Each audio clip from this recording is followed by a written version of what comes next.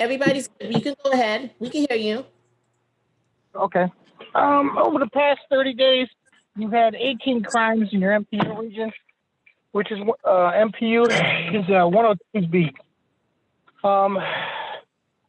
The majority are the car break-ins and the auto thefts.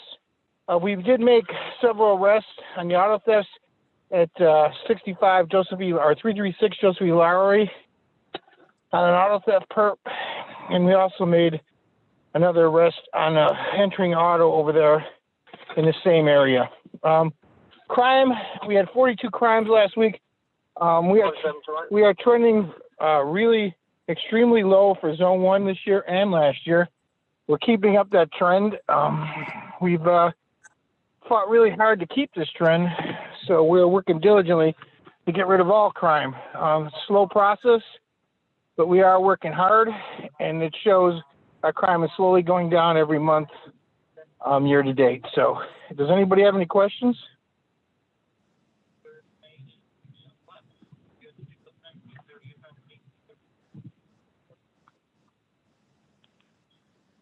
Hello?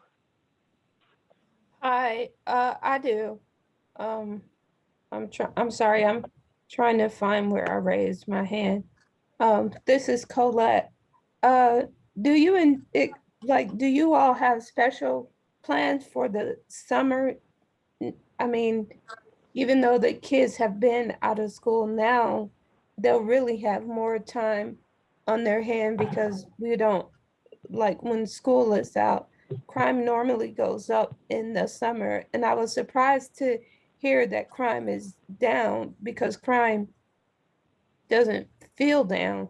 So I'd be interested in what down is. Well, I mean, compared to the last 2 years, our crime is down. Like I said, we had 42 crimes in the entire zone last week, which is extremely, extremely low. I mean, the kids have been out of school all year. They have not, I don't think they even have gone to school. I think it's been virtual learning throughout the grades. We haven't really had many issues in Zone 1 with the kids. I know they had issues in some other zones, but knock on wood, we haven't had the problems with children that I'm aware of, that I've seen, that we've had issues in Zone 1. I mean, it's been awfully quiet. Like I said, we put in our fit team in the area, and I mean, our crime is continuously going down. We've compared to other zones in the city, we are the lowest year-to-date crimes against people in the city of any other zone. And those statistics, if you want to see them, are on the APD website. You can pull them up, and you can look at the Part 1 crimes year-to-date. I think through the entire zone, from January 1st to present, I think we have 836. And the next closest zone, I think, is Zone 4 with 877. So, I mean, our crime is clearly gone down.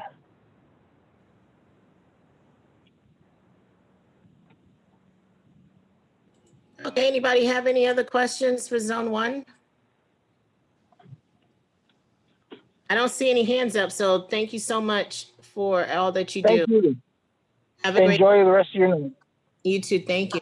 Zone 5?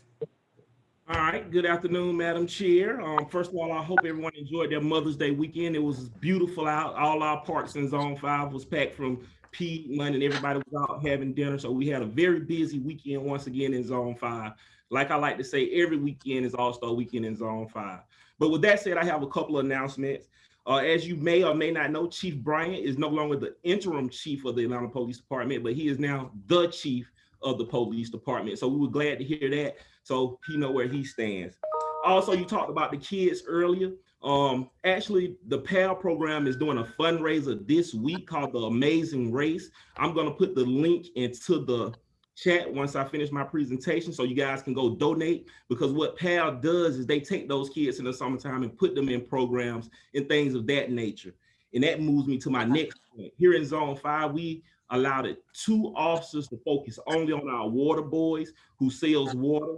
So our first approach is always engagement, try to get them to pay, get them off the street. And the second part of that is enforcement, where we start charging them and the parents in whatever that space that looks like. On June the 11th, Zone 5 commanders, we're doing a cleanup in the English Avenue community. So we will be sending more details about that, but hopefully you guys can come out and join us for the cleanup. We got some complaints on Jones and Walnut about people speeding and going through that intersection, and just in the whole area, particularly for us traffic. So in the last 28 days, we have made 178 traffic stops in the English Avenue community. That means it's not about tickets, it's about visibility and changing the behavior of people feeling comfortable speeding down our streets where our kids play. So we do take that very seriously. And I'm gonna highlight 3 arrests and then I'll be done. Mr. Holiday here was arrested for theft by taking. He walked into a warehouse in the community and he tried to blend in as one of the workers, and he was arrested stealing material. He's been arrested 3 times throughout his lifetime. 370 Northside Drive. This suspect, Mr. Davis Jr., was seen breaking into somebody's truck. We arrested him, and he has been arrested 64 times. 64 times he's been arrested for different things, but we made that arrest.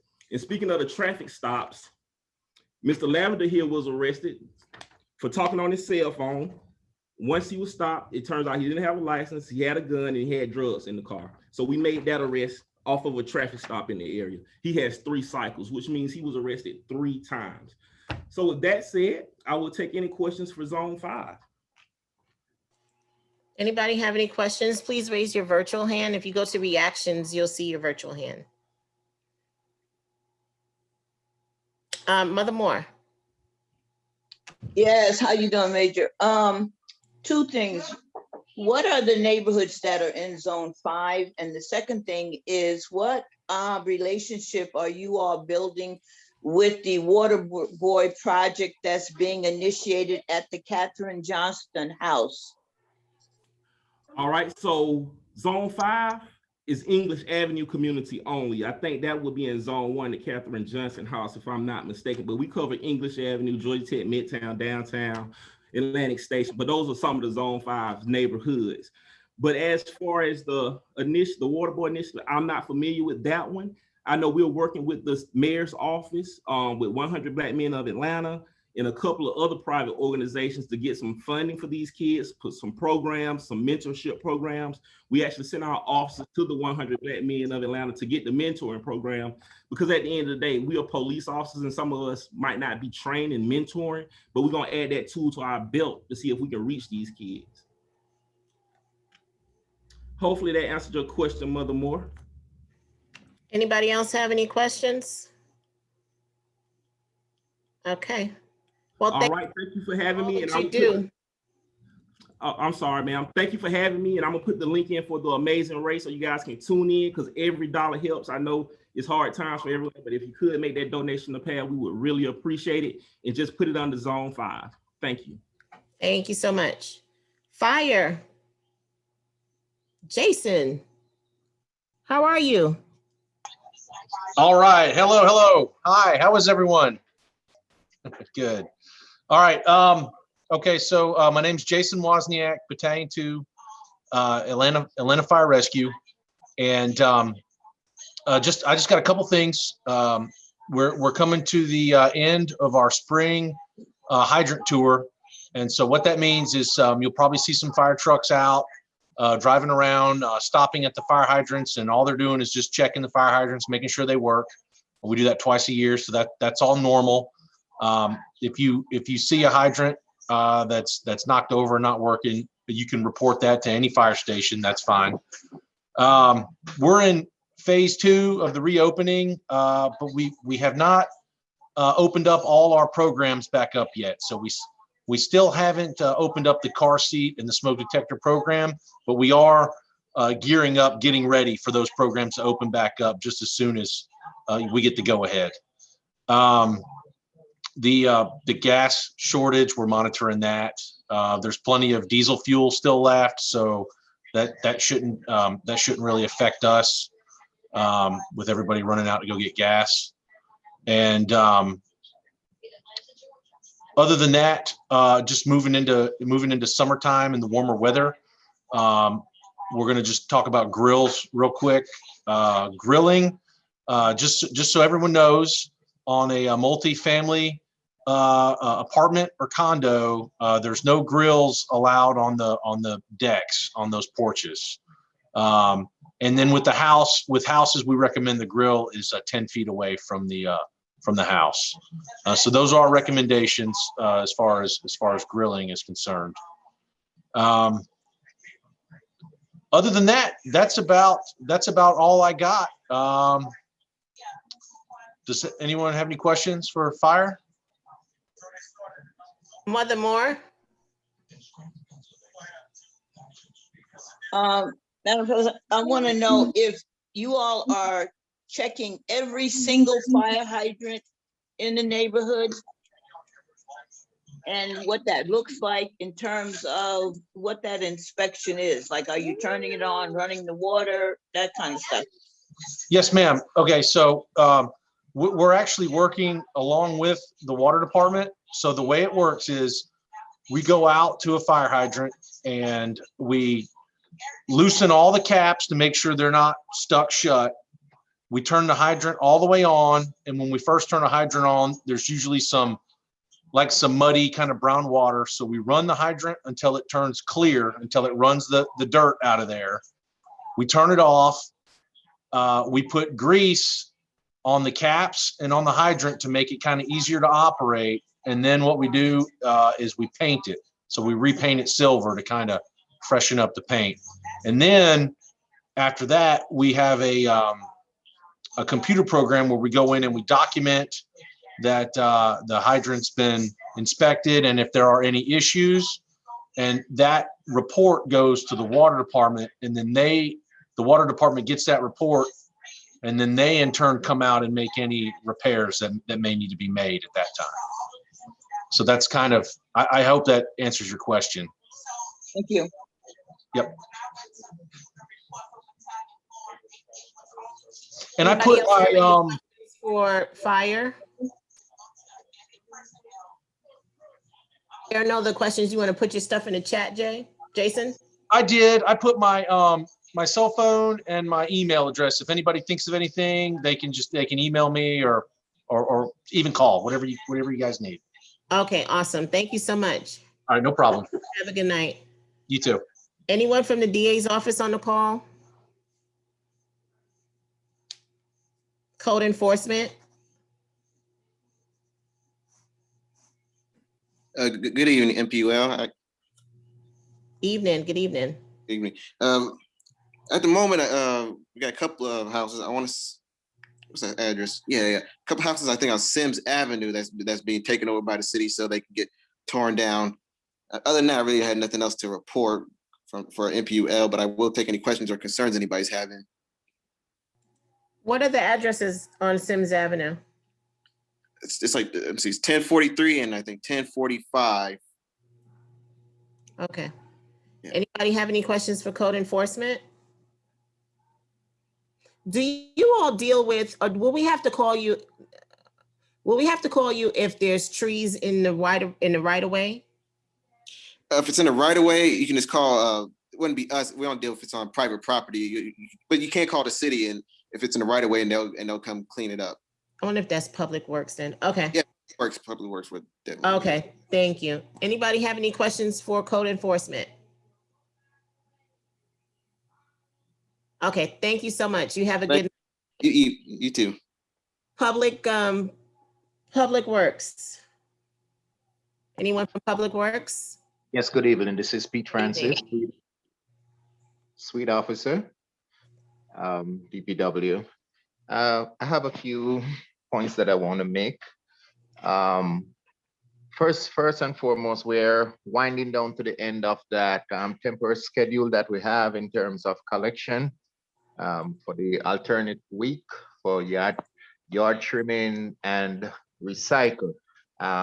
We're not expecting for it to be extended, so we should return to normalcy sometime next month. As it relates to residents, I'm asking residents to be the guardian of their community. Too often we come across debris, garbage, trash, whatever it is at the curbside, and resident is saying that they don't know how it get there and things like that. What I'm saying to the resident is that you have a responsibility for whatever is at your curbside. If you see somebody dumping at your curbside, please report it. If you also see somebody dumping on your neighbor, don't take it for granted, because it is your community and you want to ensure that your community is always looking good. So if you see something, report it. In terms of bulk collection is still an option. If you have debris that does not fit into the normal collection, regular weekly collection, please, before you set it out at the curb, schedule your bulk. And also, please do not put garbage into your recycling container. A lot of residents are putting garbage inside their recycling container. Most of the containers, on the back of the containers, have a sticker that tells you what goes into your recycling container. I'm just asking residents, please comply. That's it for me. Anybody have any question for me? Well, I don't see any hands up at this moment. And I asked the other gentleman, so I'm assuming it's for you. If there's trees in the right of way on private property and it's on the right of way, do we call you? Okay, are you referring to tree that has been cut or tree that is actually growing? It's overgrown. Overgrown. All right. Anything that deal with the right of way, whether it is excessive growth or anything that's blocking view, anything that is on the right of way, yes, we deal with that. Okay. So just call 311 and they'll do a ticket to you guys. That's correct. Okay. All right. My information is in the chat. If there's any question that comes up later or any concern, you can email me or you can call me. Okay. Thank you so much. Okay. You're welcome. Have a great evening. Good night. You too. Is 311 on a call? No. Watershed? Hi, yes. My name is Denise Stewart. I'm here to represent the Department of Watershed. I did have a few announcements and I'll make them as quick as possible. Good evening, everyone. I hope everyone is staying safe. We wanted you guys to know that tap water plays a vital role in daily life and continues to serve an integral role in meeting our daily hygiene needs during this coronavirus pandemic. As a result, Mayor Keisha Lance Bottom has reissued the administrative orders that directs the Department of Watershed to refrain from taking any action which will result in the termination of water services to Department of Watershed residential customers due to non-payment. I will place in the post additional information for any programs that we have for those who may be experiencing difficulty paying their water bill and or need any information on how to. Last week, May 2nd through the 8th, DWM celebrated Drinking Water Week. It was a unique opportunity for both water professionals and the communities we serve. It was a unique opportunity for both water professionals and the communities we serve to recognize the vital role water plays in our daily lives. This week, we're celebrating, we're observing Infrastructure Week. Not sure if you know, but Atlanta has approximately 2,875 miles of drinking water pipes and 1,869 miles of sewer lines. And those sewer lines and water pipes is our infrastructure that carries our waters to and from our home and businesses. And it's just important to recognize the workers that keep those things in place, as well as that infrastructure being there. Also in the month of May is Older American Month. So we wanted to encourage our senior citizens. And we also want to thank them for their contribution to better our society and invite and encourage them to fill out for our senior citizens discount program. We still have it. If you're over 65 and you earn less than $25,000 a year, you can qualify for 30% off your water bill. If you want an application, you just reach out to 311 and you can call them directly at 404-546-0311. Not sure if you guys are familiar about our DWM Virtual Safety Program and Academy. It is actually open to middle school and high school students. Enrollment is open through May 21st. I will also post that contact information in the chart, in the chat. And for those who are on the phone, you can reach out at 404-546-3326 for anyone who's interested. It also includes virtual college fairs and virtual career fairs as well. And I'm happy to announce that the Boone Boulevard Green Infrastructure and Capacity Relief Project has been completed. And that was all I had for you guys today. Everything else is pretty much a reminder. And I will post that in the chat as well. Does anyone have any questions? Well, thank you for having me, and I'll stay around. So if you have any questions, I can answer them in the chat, and I'll post that information in the chat as well. Thank you. I do have a question. When will Watershed resume their water barrel program? I know exactly what you're talking about. And Madam Chair, let me get some information on that. I haven't heard anything. I don't even think we stopped doing it to my knowledge. I know we was doing adopt a drain, and I do think the barrel came with that adopt a drain program. And to my knowledge, we haven't stopped. But let me reach out real quick and see if I can get the information while we're still in the meeting. Okay. You just want to know how to get that barrel, right? Yes. And Okay. because I have some neighbors that, especially with the rain that we just had, they were saying it would have been a great opportunity Nice to collect that water. that water barrel. Got you. So I remember you all did that. It was like a class, you go learn about how to collect it, and you would give us a barrel to go home, a kit and all that. So I was telling her about that, but I wasn't sure if you all still were doing. I couldn't find it on the website. Let me ask some questions real quick, see if I can get to Lisa, and then I'll respond to you in the chat.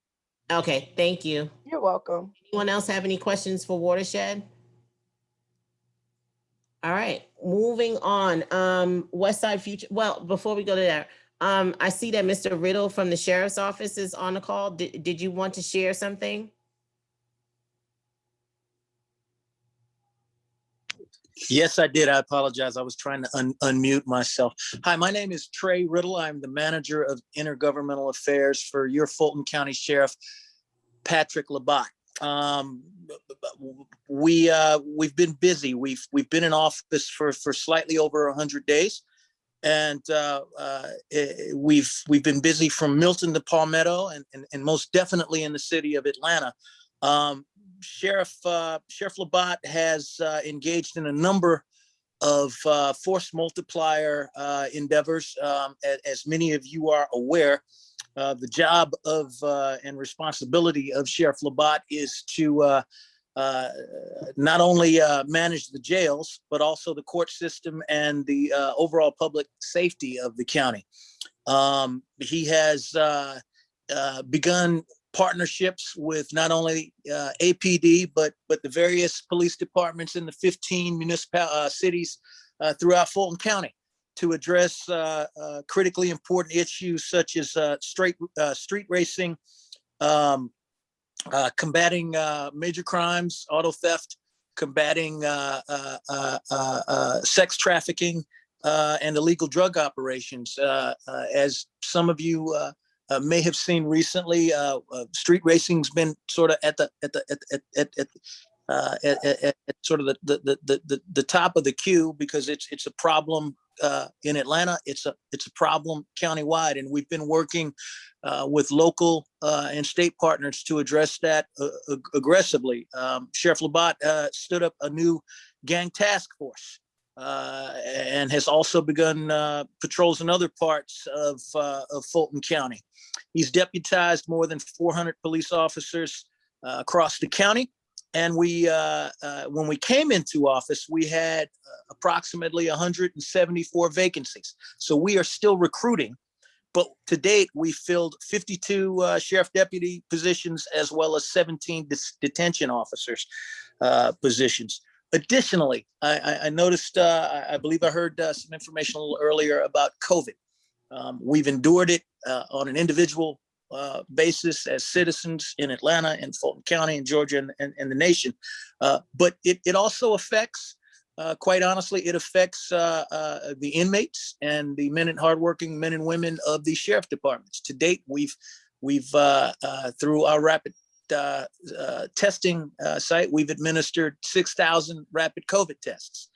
Additionally, in terms of inmate vaccinations, we've had close to 850. The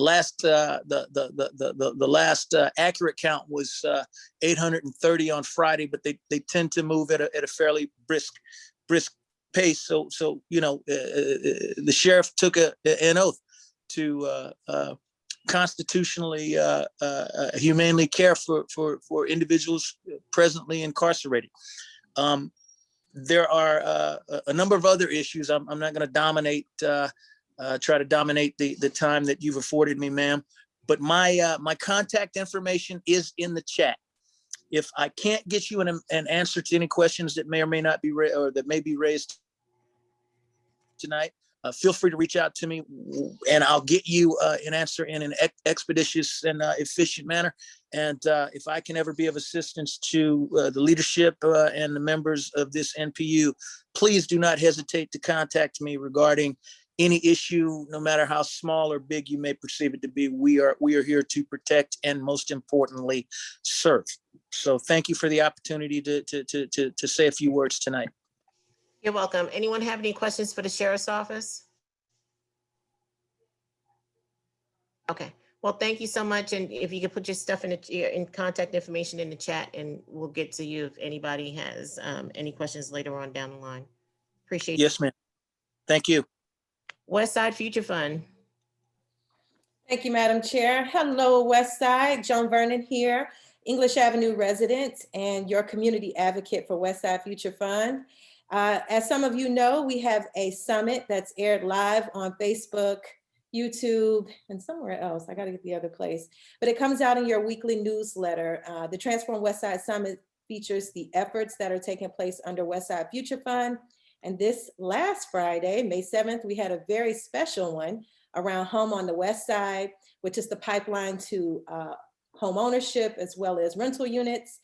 We did have the opening at the 395 Brawley unit. Unfortunately, those are all filled, but that's why the housing pipeline for ownership for single family homes is so important. So I'm gonna put I think I have 3 links here in the chat. One is gonna be a link to that Transform West Side Summit, which teaches you a lot about the programs under Home on the West Side. I'm hosting it, the panel part. It was interesting because y'all know that's not what I really do. So you'll see some little slip ups there, but we pulled it off. And then the second links are for visiting the Home on the West Side page so you can get to the application. My email's on there, info@West Side Future Fund is there, as well as a link to Raquel. She's a volunteer coordinator. And if you guys are anyone out there interested in food delivery, you wanna reach out to Raquel.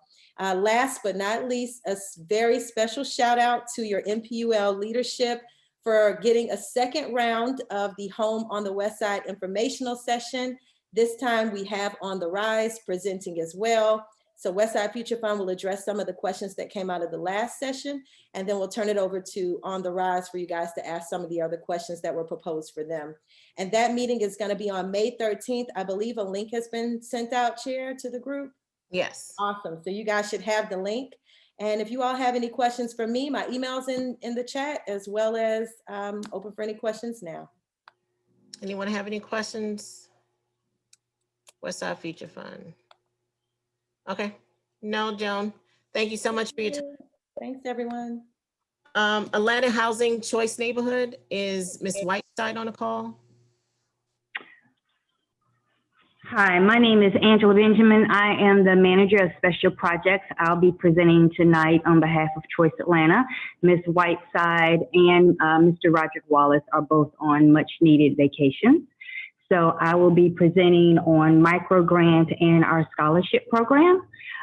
Just wanted to let you guys know that we held 2 information sessions and a technical assistance session for micro grant in March, and they were both well attended. All of them were well attended. We're in the process of reviewing applications that have been received. We're organizing the documents. We're confirming receipt with the applicants. The program officially closed on Friday, April the 30th. So the review process is going to take about 5 to 6 weeks, and awards will be announced on June 30th. So good luck to our applicants. Our scholarship program is now open, just recently opened. The application and guidelines are both located on our Choice Atlanta and our Atlanta Housing websites. We're going to be hosting an information sessions for our returning scholars and any new interested applicants. That's going to be next Thursday, Zoom, May the 20th. I'm going to put my contact information and the links for the application, the guidelines, as well as the link to the flyer in the chat. The application period for scholarship closes on June the 7th. So when you get the information, please feel free to pass it on to any young people who you know could benefit from a scholarship. That is all that I have right now. Does anybody have any questions?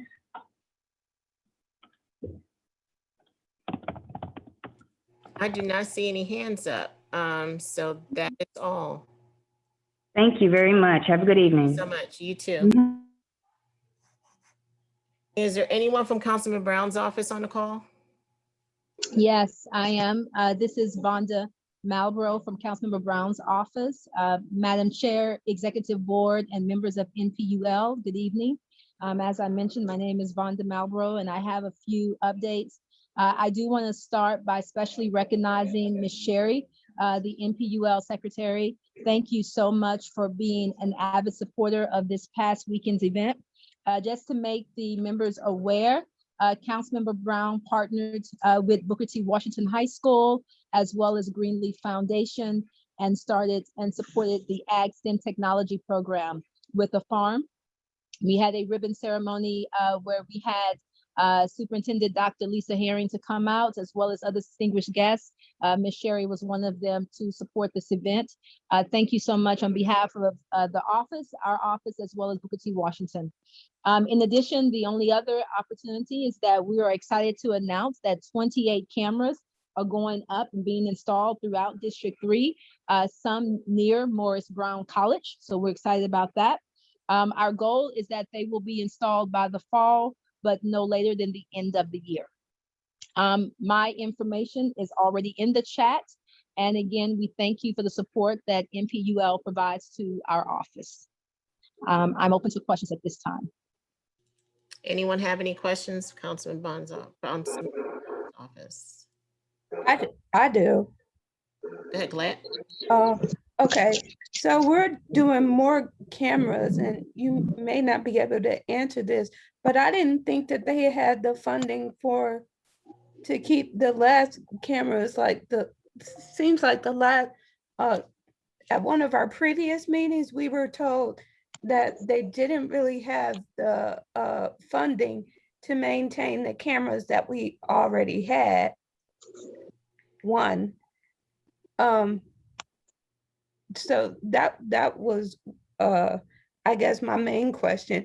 Are the other cameras going back online? And then you said there's going to be cameras around Morris Brown. Around that area, yes, ma'am. So that, like, on the Vine City side or on the campus itself?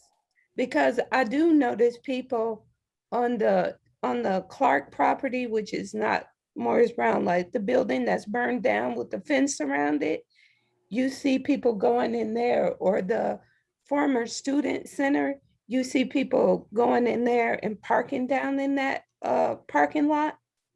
So I wonder if it's there, or will it be closer to ITC, like where that will be, because Morris Brown has a fence up.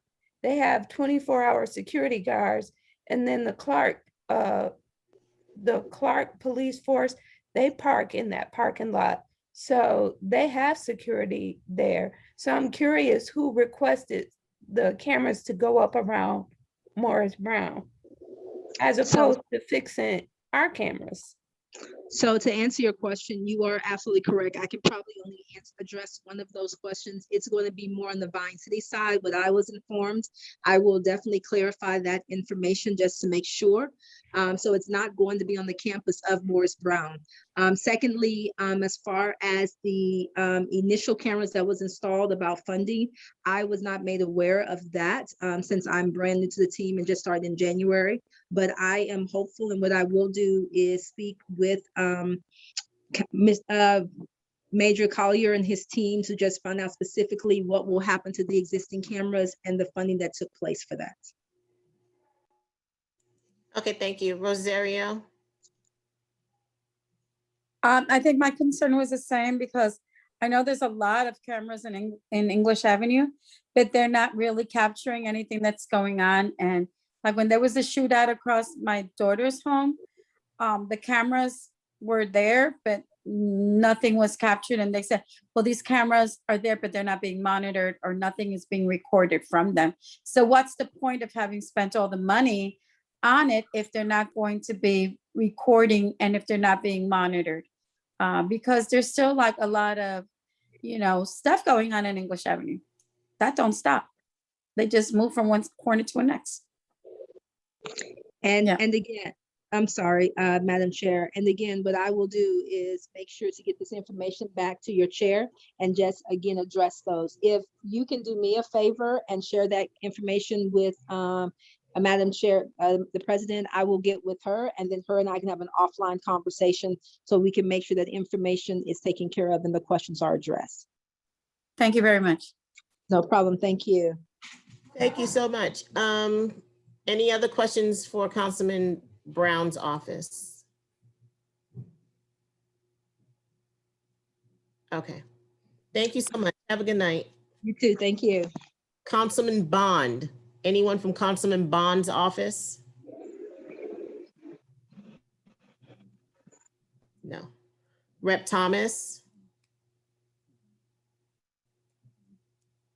Okay. I see Zone 1 join the call. Do you want to say something before we move on? Yes, thank you for inviting me. Sorry I'm a little late. I was stuck at the gas station trying to get some gas. But real quick, I just wanted to say that we had another coffee with the cop and I shared it with Zone 4 and it was at the Burger King on 26 Peyton Road. So we're getting ready to have another coffee with the cop at the Zaxby's on MLK, and that's Monday from 10 a.m. to 11:30. And that will be with Zone 1 and Zone 5. I will update everything in the chat box for anybody to reach out to me, and I could give you all the rest of the next coffee with the cops for this month and June and a couple in July. And that's all what I have to say. And also, please make sure you lock your cars. Do not leave anything in there. Please practice the Clean Car campaign. Thank you.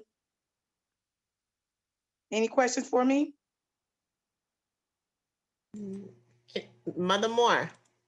Yes, ma'am. I sent a letter to our Zone 5 people relative to the coffee with the cops that their parents like us are still doing virtual ed, so we can't come. And I wanted to know if you all could set up a Zoom link. Okay, I didn't hear back from anyone. I will mention that tomorrow with my major in Zone 1, Mother Moore, and I will have him reach out to Zone 5 to see what can we do for our seniors. That is, I do understand, I do respect that, and I totally understand it. So I'll do my part to reach out and have Zone 5 get in touch with you, see about that letter that you sent to them. It's not just seniors, it's parents who are still virtual edding. Parents as well. Please excuse me. Yes, can you ma'am. put your information in the chat, please? So we can capture that just in case. Will do. I'll do it immediately. I appreciate that. Okay. Thank you so much.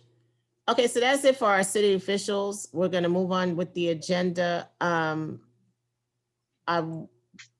going to move on with the agenda. So if all are new to it, and the reactions is where when we take the votes, we're not going to do the yes and no, because the yes and no's, they go away very quick.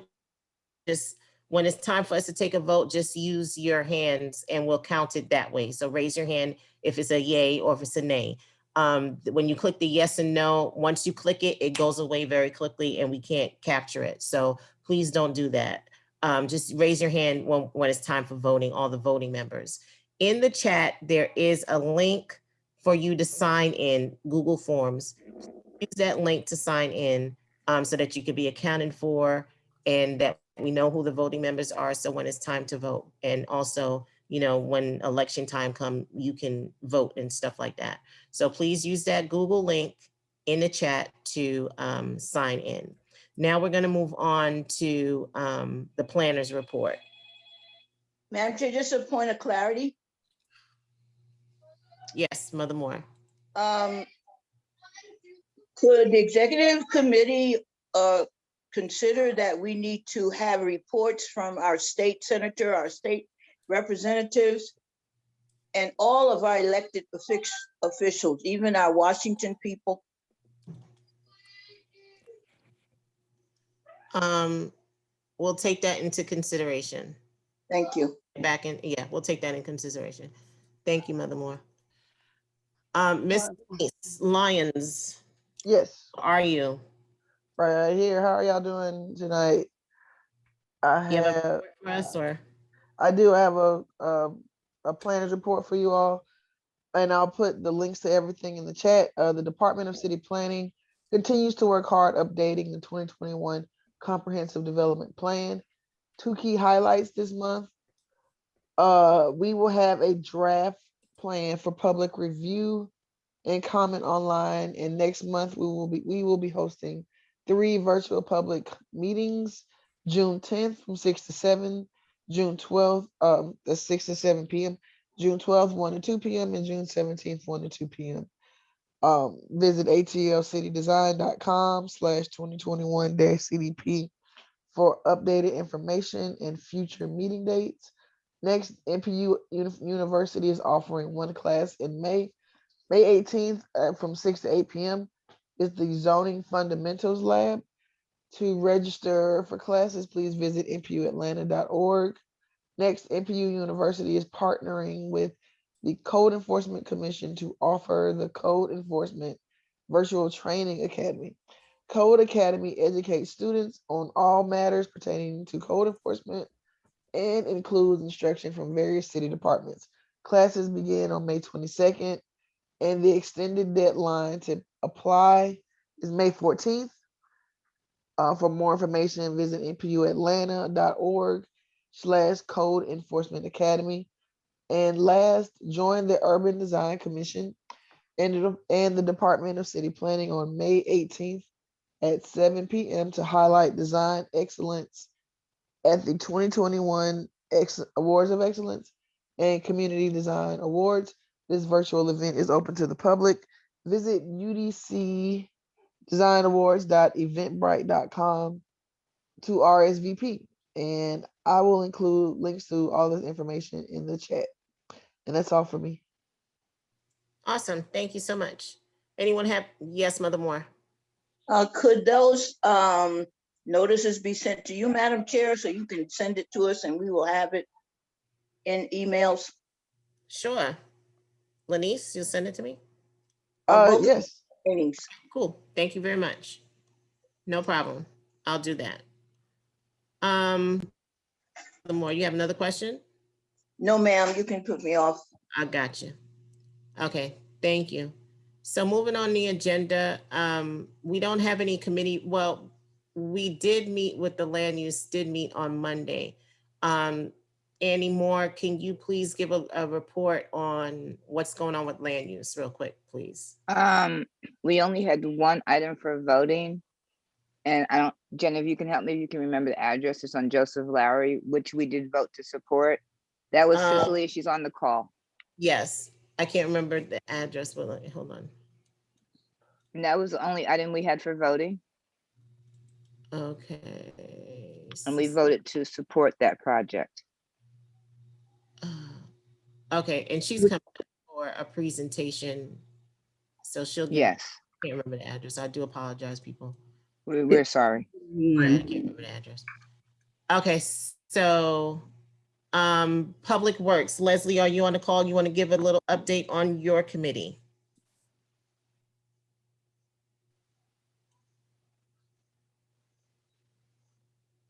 Leslie Canty. Yes, can y'all hear me? Hello. Yes, I can hear you. Just a quick update. We did get a hold of the planner, and so we are. She's going to help us get in contact with, the police, the fire department, and code enforcement. So, hopefully, next meeting, those city officials will be there. Okay, awesome. And we also have, if we can get an update from the Cook Park Committee, we have two representatives from NPUL, which will be Ms. Jones and Mr. Bullock, but I don't believe he's on the call. So Sade, are you on the call? You can give an update on the committee? Yes, I can. Thank you. I'm sorry for the lateness. It just slipped my mind. But I do want to inform everyone that we had a meeting on last week, the advisory committee, Cook Park Oversight Committee, or whatever we want to call it. And we were very excited about the opportunity to meet. And we're looking for the park to open soon. Maybe the end of the month or the first of next month. But the most important part, or the most exciting part to me, is that we agreed and elected our community member, Carrie Salvery, to be the chairperson of this committee at this time. And so I was very excited about it. And being that she is one of the closest residents to the park, as she lives right on Tyler Place. So that's one of the most exciting things. If there are additional updates, I'm really not kind of aware of it, but I also do participate in the Cook Park Arts Committee. And so we have, I think, collectively decided that we were going to call it the Legacy Project, the Art Project. And so we're looking for input for that project. If anyone knows an artist or they have any ideas, I anticipate on going around and kind of soliciting information from community residents and stakeholders. But that's about all I have at this time, unless someone has a question. So you guys are looking for local artists to do a mural? Well, not just a mural. We have several different options, and I could call you and we could discuss it, as well as I would like to connect with community members, within English Avenue and Vine City, and get your input on it. So, okay. Yeah, I'm sorry that I didn't have a more formal report, but I just wanted to at least give that information. Awesome. Yeah, any information is good information. Okay. Thank you. Miss Little John. Good evening, everybody, and I do apologize about the lateness. I was having technical issues as well. I'm sorry about that. But I'm Chantre Littlejohn. I'm with the ATL 311 Customer Service Center. We moved on from city officials, so you could do your presentation next month if you like. We're going on with the agenda. I thought you had a question. I didn't know you were with 311. Right. Thank you so much. I dropped my information. Mother Moore. Yes, I'd like to know, Sister Yvonne, what kind of policy influence that the advisory committee has around who will be maintaining the park and the commitments that these parks would be economic opportunities for jobs for residents. So I know what's happening with Lindsay. I know what's happening with Catherine Johnston and Maddie Freeland, but I'm not clear about the commitment to that at MEMS. Can you help us? Well, I can say this, that those parks have been in existence for a longer period of time. So of course they have more information about it, but this is a perfect time during this period which we're in to start presenting that forward as a part of a discussion.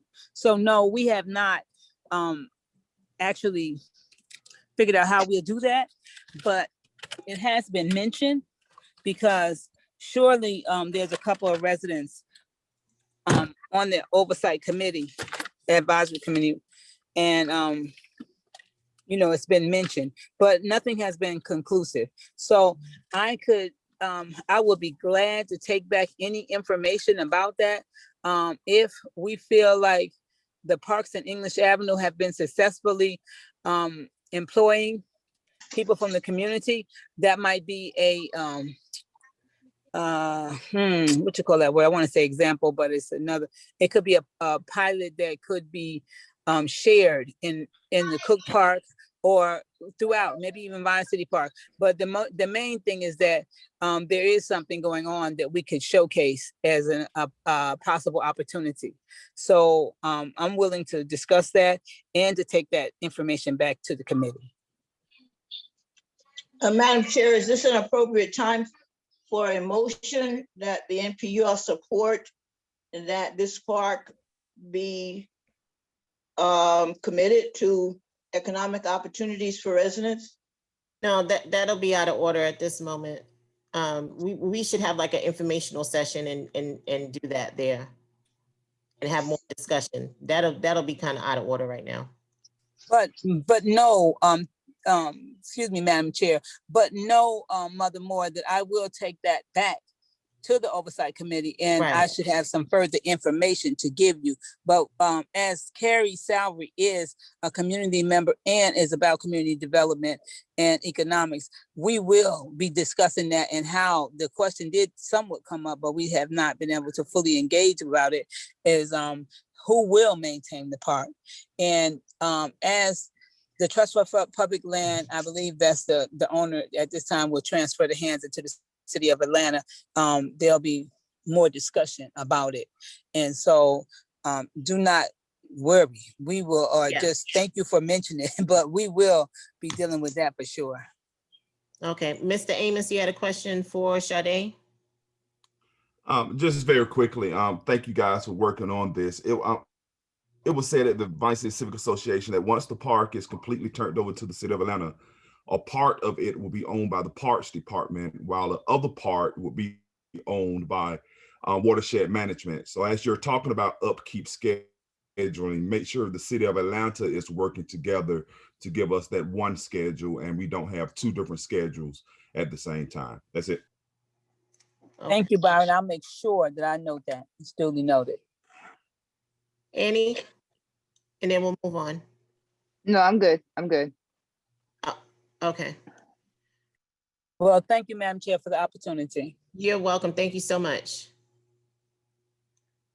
Okay, so moving on with the agenda with our voting matters, we have is West Side Motor Lounge on the call. This is for alcohol license application. There's a restaurant, 715 Echo Street. Did they ever go back to English Avenue? They were on our agenda last month. Annie, do you know what's going on with this? With English Avenue? Yeah, they went back. And what was the outcome with English Avenue? I think they voted to support it. Okay. Is anyone on the call in regards to representing, is Miss Fletcher? Is it Fletcher?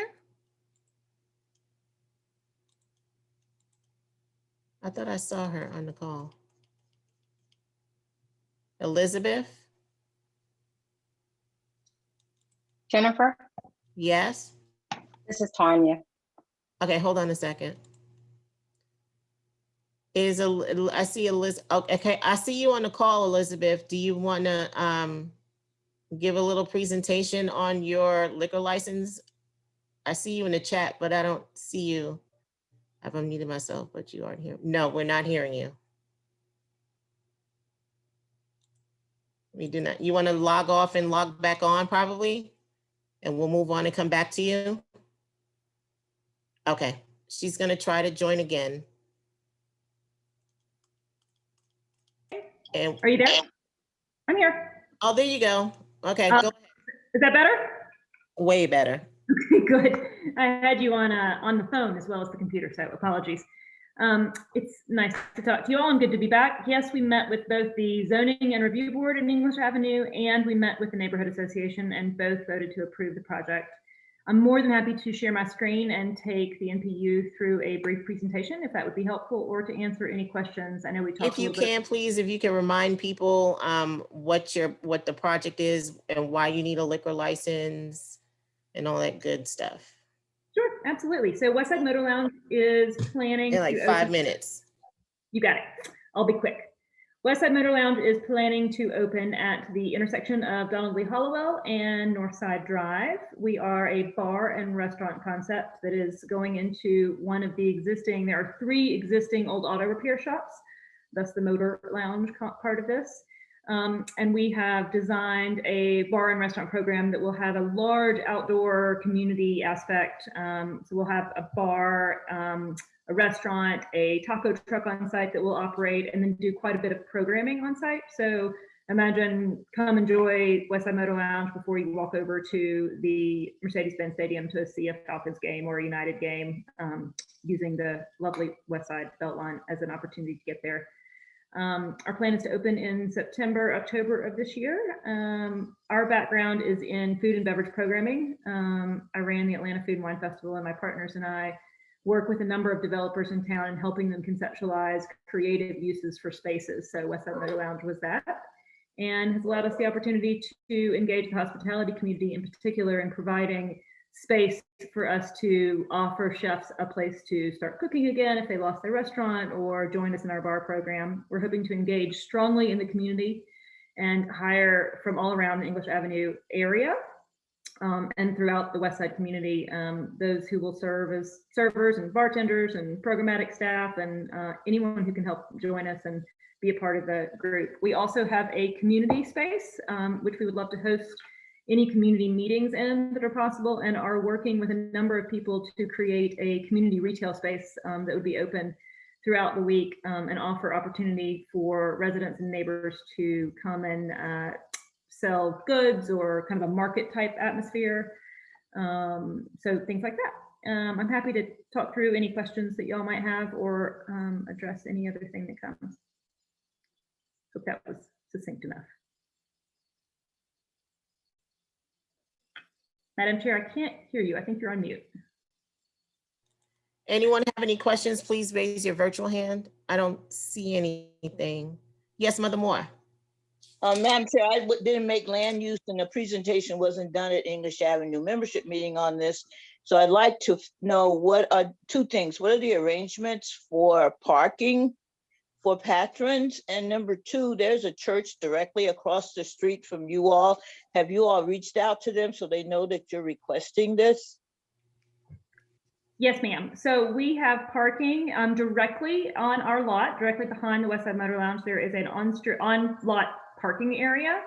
So plenty of parking there. And then it will expand back into the Echo Street West development, where additional parking will be made available. They're in the process of building a large deck as part of their development. We are not Echo Street West. I am operating the bar and restaurant separately from them, but we are able to park throughout that area, plus the additional parking there. And then, yes, we have reached out to, or are in the process of reaching out to, all of the neighbors around us, and making sure that everyone is engaged and will be part of feeling welcome and coming to be a part of the lounge. Awesome, thank you. So I need a motion on the floor on how we're going to proceed with the liquor license. What is the recommendation from the body? Please raise your virtual hand if you would like to make a motion.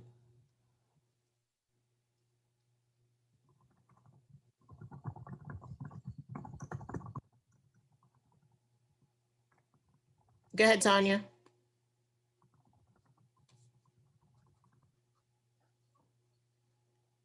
Tanya Williams, go ahead. Your hand is up. I make a motion to support. Can you hear me? Yep, there you go. Can you hear me? Yes. Hello? Okay. I make a motion to support this application for the liquor license. Okay. Can I for get Echo Street for Westside Motor Lounge? Okay, thank you. Can someone second? Is anyone going to second that?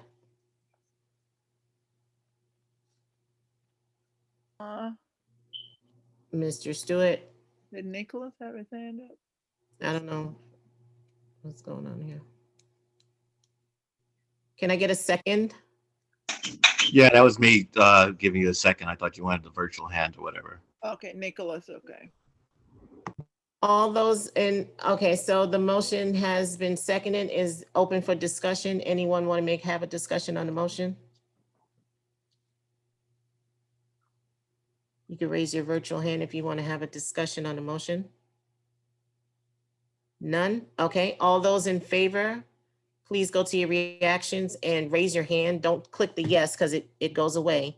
So raise your hand if you are for the motion, all the yays.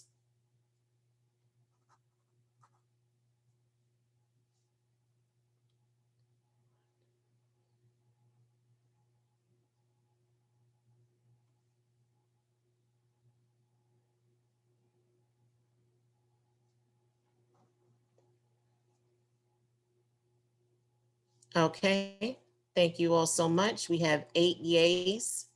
All those not in favor of the motion, please raise your hand. All the nays.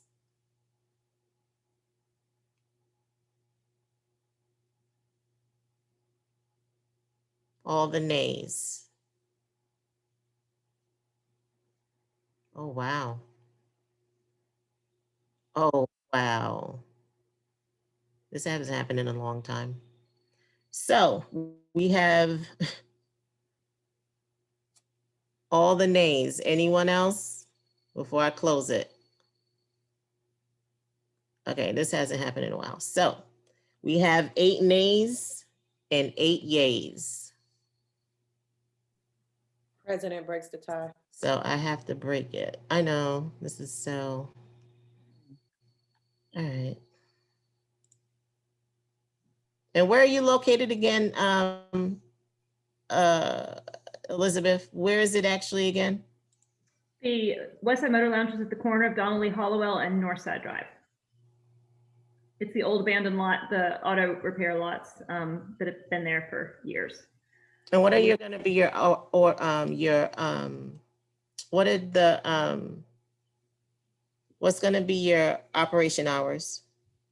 We are open on Wednesday from 5 until 11, on Thursday and Friday from 5 until midnight, on Saturday from 11 until 1-ish or 2, depending on hours around, and on Sunday from 12 until 12. We are not open on Monday or Tuesday. And we will have, security's been a question in the past, so we'll have on-site security and the property will be fenced and will be monitored throughout the time. Will there be security at the location? Yes, ma'am. On-site security throughout the time we're open. Absolutely.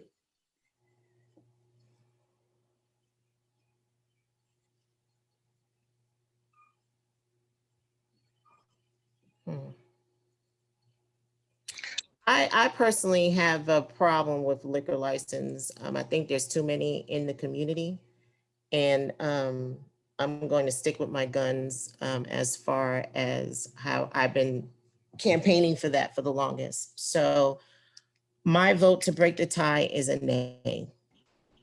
You have a duplication in your vote, just FYI. If you guys want to check your thing, you'll see that some people voted yay and nay, the same.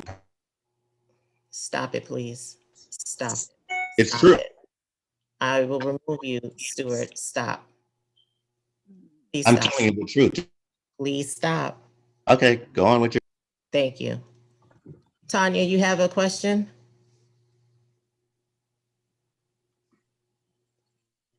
Can you hear me? Yeah, you're kind Can of. you hear me? Go ahead. Hello? You're kind of choppy, but go ahead. So I just wanted to, okay, can you hear me better now? Go ahead. So I just wanted to say that both the English Avenue neighborhood, I just wanted to say that the English Avenue neighborhood voted to support this, the Okay. affected community. Okay. So my vote is nay. So it's 9 nays and 8 yays. Thank you so much for your time, Elizabeth. Sure, thank you. Have a good night. You too. All right, so next on the agenda, we have matters for review and comment.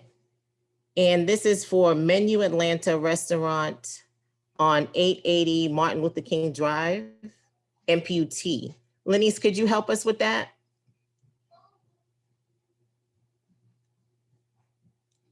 Give us some background on that if you can. Do you know about it? I do not. Let me see if there's anything in the attachments. Madam Chair, this Byron Amos, if I may, this is the old Fraser Cafe that sits on the NPUT side of the street on ML King. Just know there's a restaurant. Don't know too much about the restaurant, so if Yeah. Ms. Lyons can find more on that. But that is the location, the old Fraser Cafe Society building. Thank you, because I'm clicking on it. I really don't see any information on it. And I did reach out to NPUT, but I didn't get a response back. Yeah, other than what's in the attachments. Yeah, that's it, right? Yes, ma'am. Okay. Okay, so it's only for review and comment. So what is it, the will of the body? What would you all like to do? It's a liquor license for NPUT. It just says here, it's a restaurant consumed on the premises. There's nothing really special on the application. And they're gonna have 40 to 50 hours a week. I don't know. What is I can't, without any additional information, I don't know what else to give you all. I do apologize for that. But what is the will of the body? What is it that you all want? What kind of review and comment would you like to leave on this menu ATL?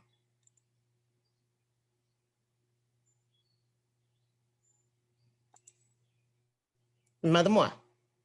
Madam Chair, I move a motion that we stay with our position that we're trying to not continue to inundate our community with liquor license and so forth. I move that we let them know that we cannot support what they're doing and wish them well. Awesome. Can I get a second? Is there a second on that motion? Ms. Chen. Mother Moore. Ms. Chen, I do appreciate you, but I have to verify if you're a member of the community. So we could chat offline. I second it. All right, Leslie, it's been second. Do we have, so it's been seconded. Can we have a discussion on the motion?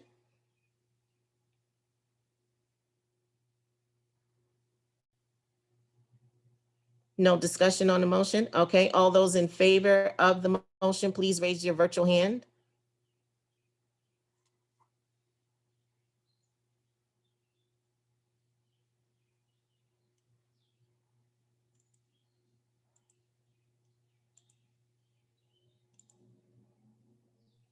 Madam Chair, Annie got kicked out Oh, in the system. okay, I don't see her joining back again.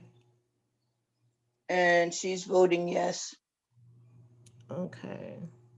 Oh, there she goes. Okay, I'll admit her. Okay, all those in favor of the motion, please raise your virtual hand. I'm still taking votes. Chen, where's Chen?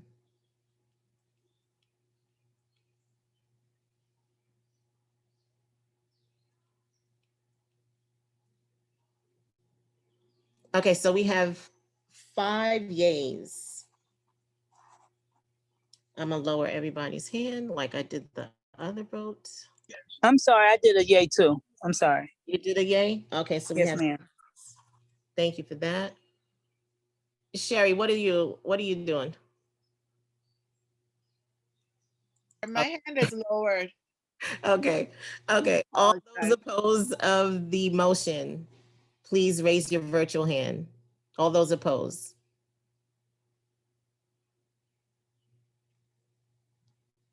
All the nays.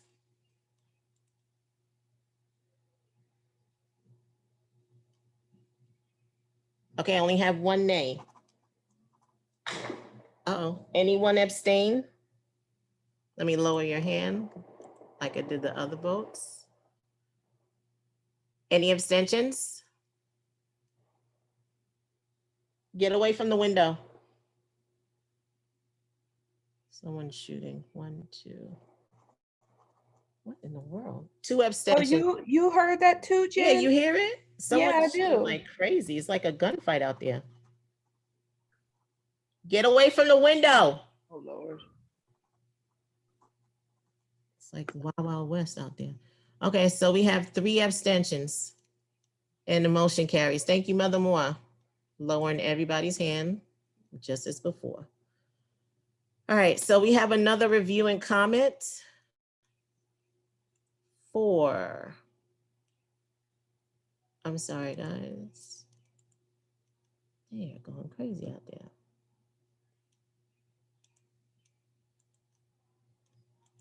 I lost the agenda.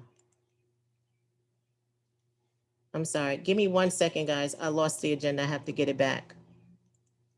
I do apologize. Give me 1 second. Because we have 2 more things on there.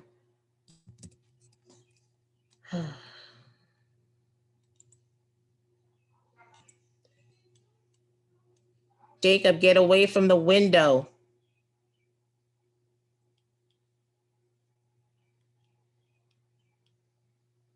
I'm sorry, guys. Give me 1 second. I lost the agenda.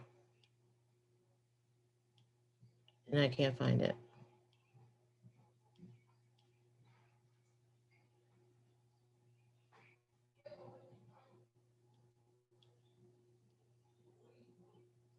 It frazzled me. Okay.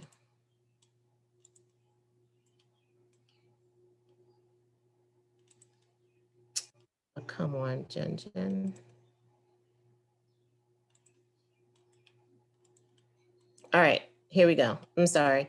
Then we have Z2130. This is an NPUE. It's 1026, 1050, and 1060 Marietta Street.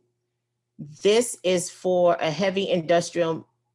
What do they want to do? Applicant seeks to rezone 1.239 acre property from the I-2 MSA, which is heavy industrial Marietta Street artery overlay, zoning designation to a MRC3 MSA, mixed residential and commercial, maximum floor area ratio of 7.2 Marietta artery overlay.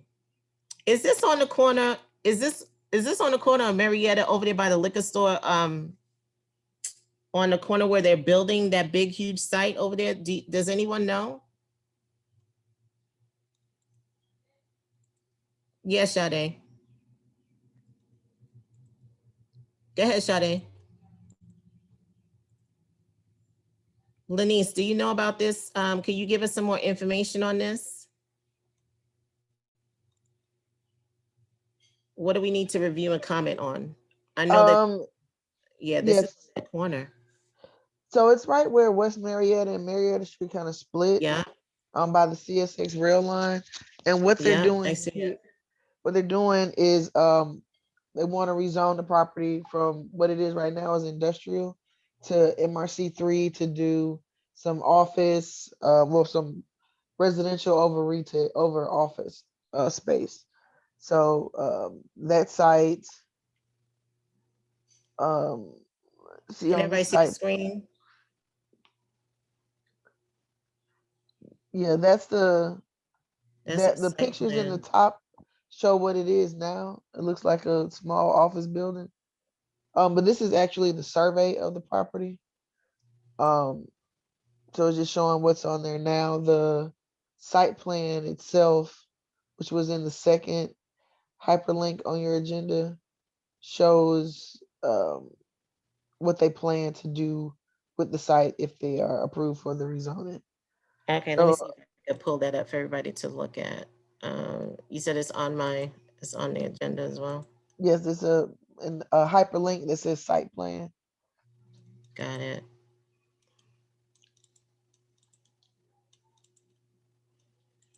About 8th Street. Okay, can everybody see the screen? Oh, that's too wide.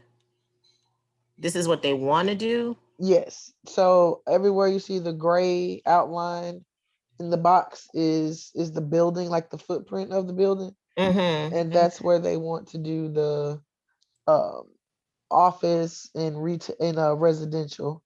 Wait, let's see. It says proposed office building with ground level retail. So Oh, I was under the impression they were doing some residential as well.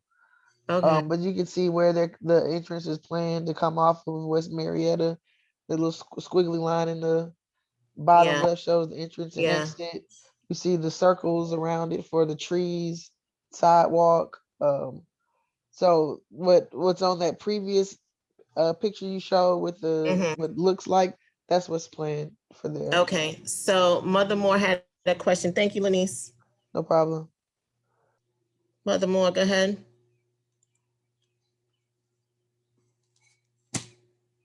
Mother Moore. Mother Moore. Okay, so we're gonna move on. What is the will of the body? How do you all want to review and comment on this project that's on Marietta Street? Madam Chair, this presentation at Neighborhood Association said this was strictly a office building. Did it come to you guys? Yes, ma'am. That's correct. I was misreading the application. The site plan. It is a proposed office and retail. So They no did not residential. present that at the Neighborhood Association. They presented this as strictly office building. Strictly office buildings. We Okay. had no opportunity to talk about affordable housing or what their plans were in terms of the kind of retail, nor opportunities for resident economic. We had no opportunity to discuss none of that with this applicant because they said it was an office building. Okay. So Annie, do you know anything about this? Could you shed some light as far as English Avenue is concerned? Did you attend as our land use chair? I did. Mother Moore remembers more than I did. Okay. I'm sorry. Okay, no problem. Okay. Go ahead, Joan. Didn't Lanice just correct that she misread the application and it is just it's not residential? I think she just corrected that, Mother Moore. Is the developer here? No. Okay, I think this is just office. Okay. So Lanice, do you see that on the application so that if possible, you can clarify? Let me go ahead and see if I can access the application now. The site plan though says retail and office. Yes, that's correct. That's not residential. Y'all, I'm gonna jump in here for a second. So 1060 Who is this? Marietta. I'm sorry. Sorry, let me introduce myself. And I don't want to step on any bounds, but I heard that the developer wasn't here and he presented. I'm a member of the Marietta. Please, we don't know who you are. You just My name is Max Mandelis, and I am a commercial real estate broker. And I participate in NPUL sometimes because because I do some work in the area. Okay, are you a resident or you're a stakeholder of English Avenue? No. Okay, hold on. I was just. Okay.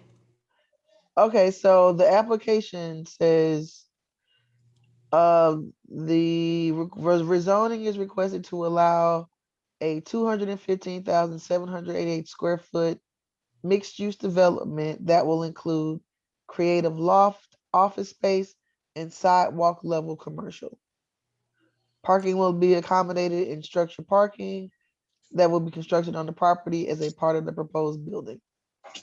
So no residential, but there is a retail component being proposed in the 200. So it's just retail space, bottom line. Okay, cool. Thank you so much, Lanice. No problem. Yes, Joan? Lanice, by definition, if they say mixed use, is that just considered commercial and retail, or does that mean it also includes residential? Because you did say loft space. So if you look at 1060 on Marietta Street, that is residential. It is a residential upstairs and a loft space downstairs. So it's a bit ambiguous. Can you clarify if this is considered residential within their mixed use? Based on the site plan, which doesn't break out necessarily how much, it just says the site plan indicates non-residential. It doesn't indicate any residential square footage. In MRC, you don't have to do both. You don't have to do residential and commercial or any mix thereof. You can do whatever is allowed in that zoning district, whether you do all commercial or some residential, all residential. But you don't Okay, have to. so I have a quick question. Did this not go before English Avenue? Why did we not get, did you all not get it like in-depth information about what's going on so that you all can make a decision on what? If you didn't attend the land use meeting, there wasn't It didn't go to any the general body? No, they said they weren't doing that anymore, that going forward, that they would just call the vote at the general body.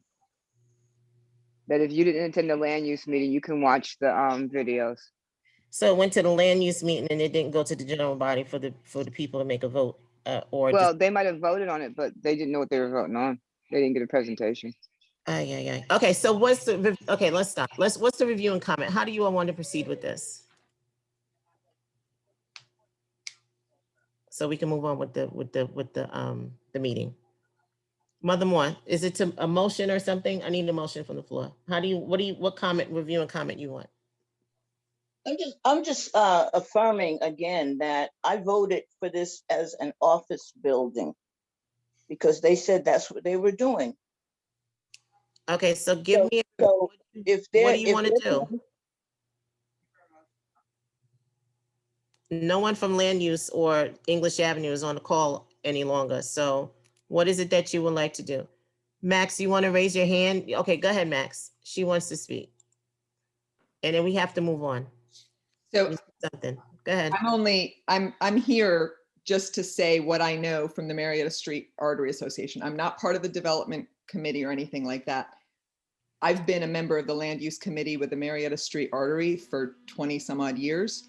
And this developer came to us twice, and twice we have sent them back to the drawing board to correct some traffic issues that we have. Because if you all can picture where this is, where Brady comes in, it's a pedestrian nightmare already. So we're trying to get the developer to, when they do set up where their curb cut's going to be, we need it to be where it's going to be safe for, of course, pedestrians, cyclists, and cars. And because of where the bridge comes over the railroad tracks, it's just a very dicey situation. You are correct that it is office and retail. There is no residential. When they say loft, they're just referring to creative office space. So I just wanted to pipe in so you know what we're talking about. Okay. So what we need a review and comment so we can move on. Good. How are you, sweetie? Thank you, Matt, for that information. Madam Chair, I'm prepared to offer a motion if you're receiving. Please, yes, thank you. Go ahead, Mother Moore. I move that we not approve this applicant. Okay, can I get a second? Anyone want a second? Please raise your hand. Can I get a second on that motion? Anybody, somebody. Go ahead. Oh, Leslie, you second? Leslie, you second?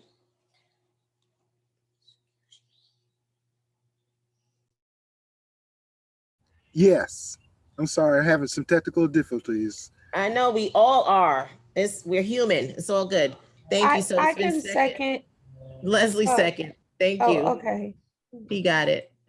All right. So it's been second. Any discussion on the motion? Do we need any more discussion?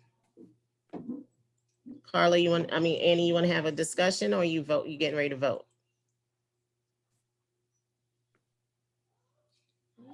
No, I was seconding the motion. That's all. It's been second. It's been second. Okay, so there's no discussion on the motion. All those in favor of the motion, please raise your hand, your virtual hand. Let's vote.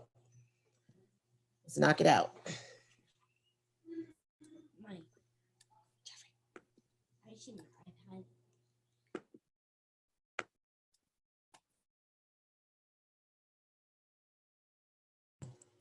All right, awesome. So we have 11 yays.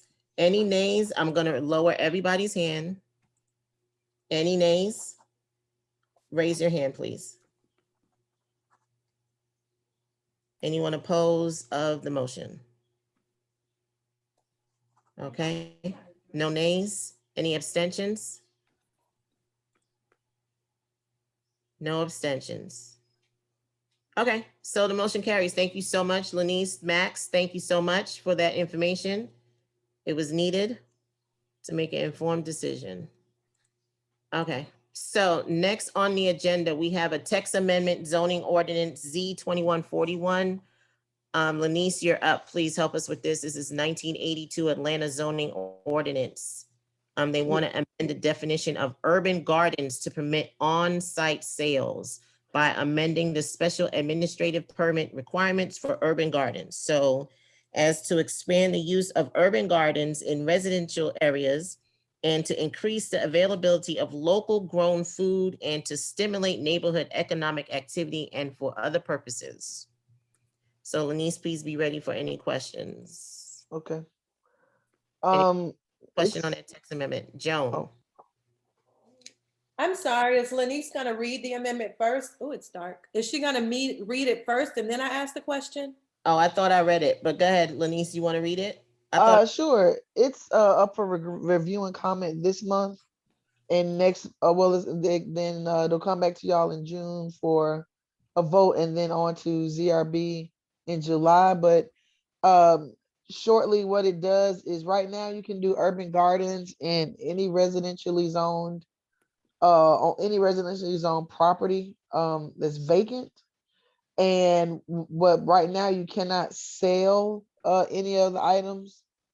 And so what this essentially does is would allow you to do on-site sales on your urban garden in a residentially zoned area by right through the SAP process. And instead of your permit only lasting a year, it would now last 3 years. And the intent of it is to kind of reduce the regulations around being able to provide fresh vegetables and produce in residential areas, especially where fresh food is not always readily accessible. And this is basically a zoning paper that's coming out of our Office of Housing. So that's what this paper does. Thank you, Lanice. You good with Joan? No, actually I have three things I want to point out. Three questions. No, they're not questions. They're text amendments. They're strike throughs. Go ahead. So this is on the actual ordinance, not what you guys have posted. So you have to go to the actual ordinance and read the language. The first one is the whereas, the last whereas, where it uses the word market instead of urban garden. It says market garden. The word market should be replaced with urban throughout. So that's the first. The second one is a major one, where it says the term urban does not, it's in section 183A. And it says the term urban garden does not include gardens located on lots with residential structures and grown for personal use for the residents of those lots. If that can be a strike through, I think that's unfair for us to not allow an urban garden to eat their own produce. So if we could strike that one through, and then in the last paragraph, section 2(5), the second sentence, it says, unless otherwise expressly noted in the district regulations, issuance of a special administrative permit in the manner described herein is required to operate the urban garden as a principal use within any residential strike. If we could strike out principal use, because the principal use is the homeowner's home. Am I reading that wrong, Lanice? So urban gardens, you can only get the permit to operate an urban garden on residentially zoned property that is vacant. So that means no primary use has been established. So what this would do. Strike it through. Oh, so you mean to add it so that if you do have a house, to allow urban gardens in the same manner? Okay. Absolutely. So that residents who want to grow an urban garden within our communities, we can grow an urban garden. If we get the SAP special permit for 3 years, we should be able to sell that produce and we should be able to eat our own produce on our lot.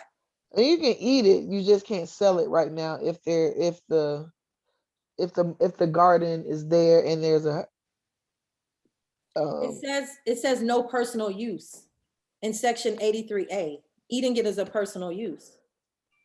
that's so that again goes back to this urban garden only applies to properties that are residentially zoned but are vacant.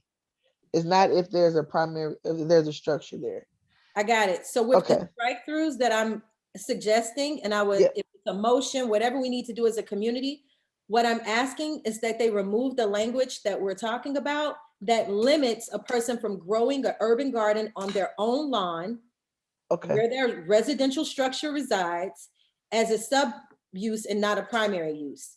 And So to be able to ordinance- then sell that produce. Okay, so ordinance should all allow residentially occupied lots to be urban gardens as well. Yeah, So are you making a motion, Joan, so that these things can come into play? Yes. So I'm making a motion that. Point of procedure, because I have a change before the motion. Go ahead, Mother Moore. Yeah, I know, Madam Chair, you're tired of me. That's okay. I love you. I'd like to add a provision that the operators will be required to produce soil testing that affirms that they're dealing with clean soil. Mm-hmm. That's a good one. Lanice, you got all this? I'm getting there. You got all that? You got Yes, I back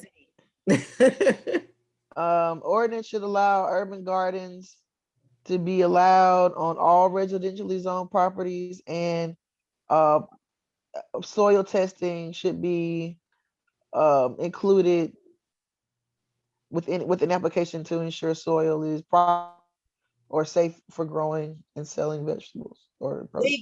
Legal soil testing from a county designated office, not your personal little test tube. Oh, okay. And Lanice, the other one was market replaced with urban throughout the document. Okay, if y'all want to hook me up and put it in the chat, I can copy and paste it really quickly and make sure it gets it into the notes. Right now, this is going for review and comment, so I will forward these comments in particular to Kieta, our director, and to Josh Humphreys in the Office of Housing. Okay, Rosario had a question too. You guys put that in the chat for her for a review and comment, please. Rosario. Madam Chair, I didn't have a question. For what I understood when this was presented to me, since we have 3 different community gardens where people grow and in excess sometimes so that they can maybe sell a little bit of their produce, was that they no longer would have to like find a market to sell their food, that they could sell it right there at the garden, at the community garden. That we would designate like a day that would be like open for the growers to sell the produce that they were growing right there at the community garden. From what I understood, as far as home gardens, you could do whatever you want with what you're growing in your home garden.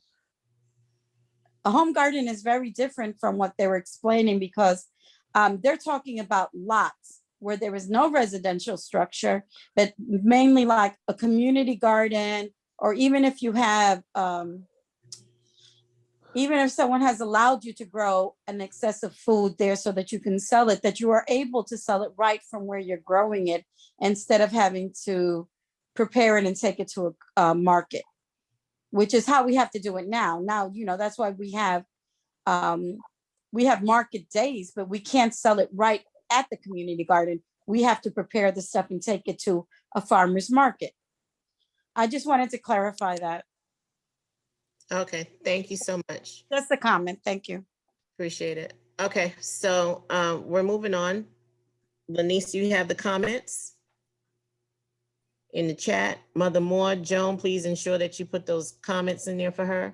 Yeah, a motion. I need a motion from the floor to accept those comments so that they can go to the City Hall. I thought Joe made a motion. Oh, Joni did? Madam Chair. Yeah, I made a motion, I guess. I mean, well, it got interrupted, but I was putting it in the chat and I'm struggling to put it in the chat. It's easier to make the motion. Yeah, I second Jones' motion. Okay. Any discussion on the yes, LaRue, Ms. LaRue. Good evening, Madam Chair. I know that you're trying to respect everyone's time. I just wanted to point out that you don't need a motion for review and comment. The planner is collecting any comments that are made and will report them to the city. Okay, very good. So we don't need a thank you for that. Yeah, the NPU doesn't have to agree on those comments. Whatever those comments are, the planner will bring them back to the city. Awesome. Thank you so much for interjecting with that. I Yes, appreciate ma'am. it. All right, so we are done with review and comments. We were done with our voting matters, and we're going to get into presentations. We have the Office of the Mayor Atlanta Vaccination Campaign. I don't know who that is. If you could please raise your hand. Are you on the call? Someone from the mayor's office in regards to vaccinations. Yes. Hi, good evening, everyone. My name is Aria Thornton. I'm the representative for the mayor's office for you this evening. For those of you who are unaware, Mayor Bottoms has made vaccinations available at the Mercedes-Benz Stadium. If you need any transportation there, Atlanta 311, provides free transportation. All you have to do is give them a call and they will arrange free transportation for anyone who may need it. MARTA also has 2 stations adjacent to the Mercedes-Benz Stadium. Gate 2 is where vaccinations will be held or given, and the closest, MARTA stop to Gate 2 is the Arena Stadium, GWCC, CNN Center stop. Pfizer, Moderna, and Johnson & Johnson are available at the Mercedes-Benz Stadium. Once you go and receive your first shot, you will be able to receive your second shot at the Mercedes-Benz Stadium as well, and they will get with you with scheduling that. We had a health expert joining me tonight to answer any questions about the vaccinations. However, I don't see her on the call, so. I'm on the call. Oh, okay.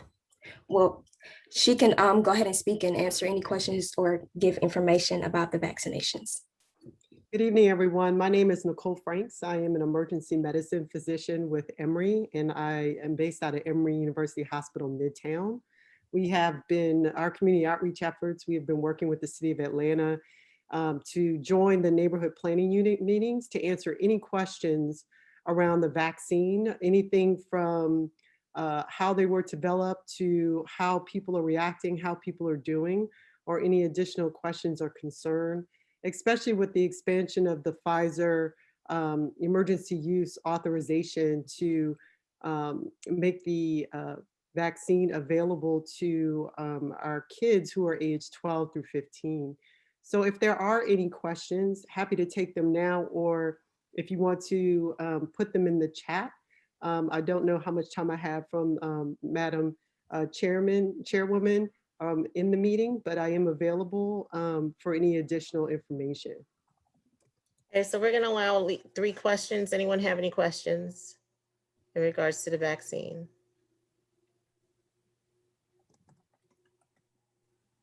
All right, well, no one has any questions. Appreciate your time. If you could put your information in the chat so that if someone comes up with something later on via email or something like that, okay? Yes, thank you very much. Thank you all so much.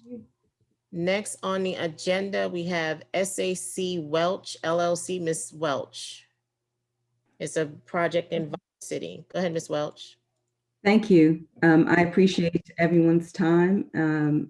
This is the project that was mentioned a little earlier. The address is 201 Joseph E. Lowry Boulevard.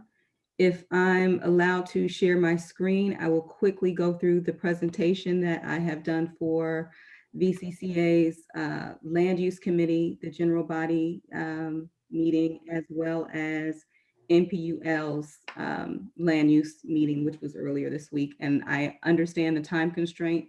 I will go through it very quickly to give an overview of the project as well as myself. And okay, go right ahead, because you did attend our land use meeting, and Annie, it was a favorable vote, correct? Yes, it was. And Vine City Civic Association sent us a letter, and they, this is 201, right? Yeah, 201. Okay, they only have, they support it with one condition, that if they were to go ask for public funds, they come back. That is the only condition of their support. Oh, okay. Okay, Okay, well, go ahead, Ms. Welch. Thank you, Annie. Thank you. you're welcome. I understand. I will go through this pretty quickly, and if anyone has questions, please let me know. I did want to point out who SAC Welch Holdings is. I'm Cecily Welch. You've probably seen my name or SAC Welch Holdings as a non-stakeholder in some of the NPUL meetings over the last several months. SAC Welch Holdings is an entity owned by myself and my husband. And I'm pointing that out because I want to be sure that everyone understands we're actually not developers. We are business owners. We are looking to buy the building from the Tate family to house our respective businesses. So we're going to be there day in, day out with us, with our clients, with our son. We're not planning on developing the property and then selling it. I'll quickly explain who we are, what we do, what and why.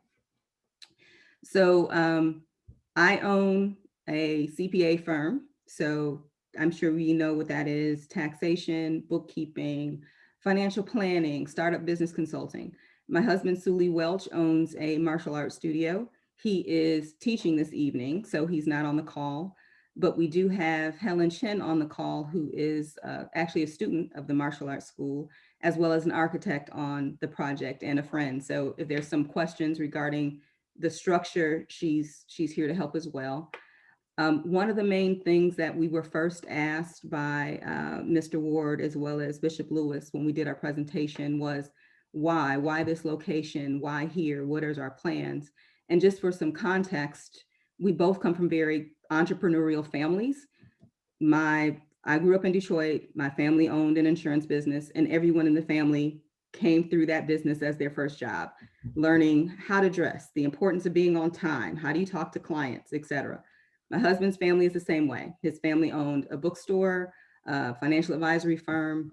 If you're familiar with Southview Cemetery here in Atlanta, the Black-owned cemetery, his family helped found it. And actually our aunt is still the director there.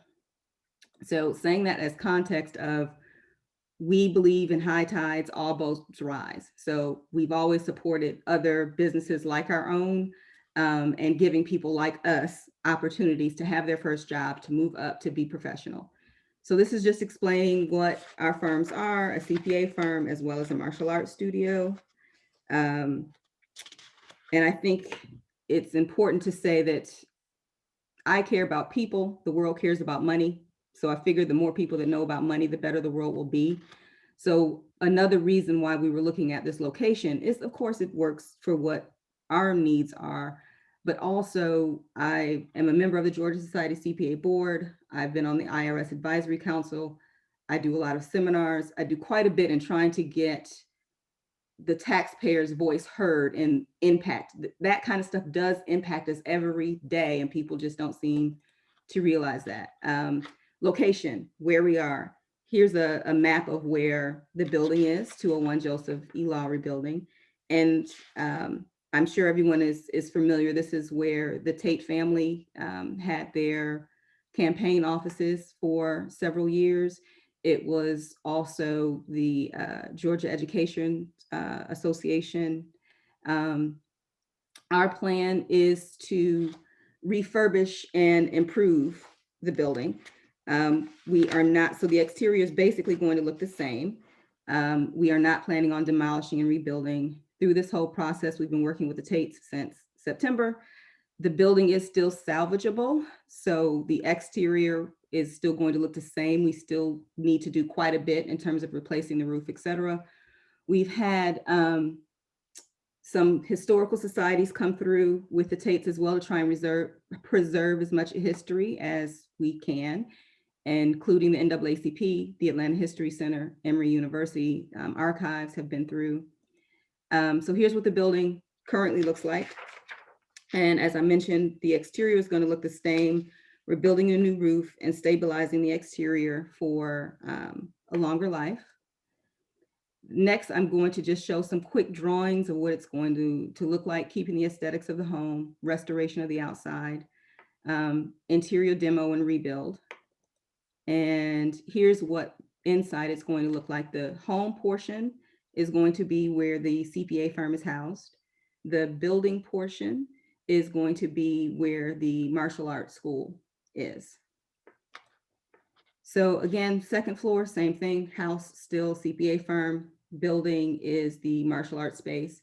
You'll see there's some additional spaces for us to also have other small business owners, individual sole proprietors looking for space and something consistent within the neighborhood to be able to rent out a room when they need to. Massage therapists, someone who's teaching a yoga class, they need somewhere to do it, etc.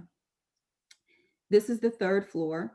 The third floor will actually be all office space. So you'll see that this is where we also have to now add an elevator. And we'll also have some additional office space there.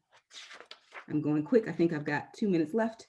To answer the question of why, of course, from what we need and our needs, it makes sense. The building can house both of our businesses. I'm happy to say we've both outgrown the respective spaces that we're currently in. And as we looked at leasing alternative spaces, we were moving into the city because we actually live only about 4 miles from this location. It made sense for us to actually have our own space instead of continuing to lease. Also, strictly from, hey, how does this work out from us? We've had some real issues in getting interns, new employees, new staff people. We even had some arrangements with Morehouse. My husband is a third generation Morehouse graduate. We still have a ton of relationships there. We had some things set up where we could do work study programs, but with the college students, transportation is an issue, and we couldn't do that if we're in the suburbs. So being closer to where we can access staff, employees, homegrown, that's very important to us. But also, we feel like we are also contributing and investing in people and in people in the community. So existing clients, we're also going to have new clients. One of the meetings, someone asked what types of arts we will be having, and this is listed here. Tai Chi, martial fitness, which is a trademarked martial art program that Suli has done. Wing Chun, which is a Chinese martial arts started by a woman. We also have a nonprofit that we are currently partnered with the Title I school where the studio is located. We plan on, yes, that's at the end. Yeah, this will be your last slide, and we're gonna have to go to some questions for you. All right. There's gonna be some things within walking distance that are not currently there. Last slide. Okay. What has changed with the conditional letter of support from Vine City Community Association, and I have requested to come back, and they know that.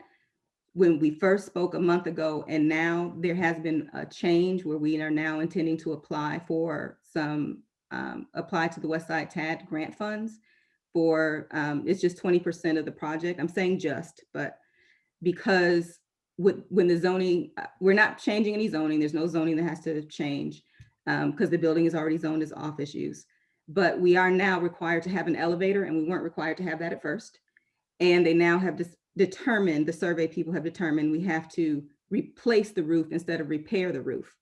So that is the change, and that is not why now we are actually intending to apply for additional funds. Everything else we've got private funding, meaning banking is covering it.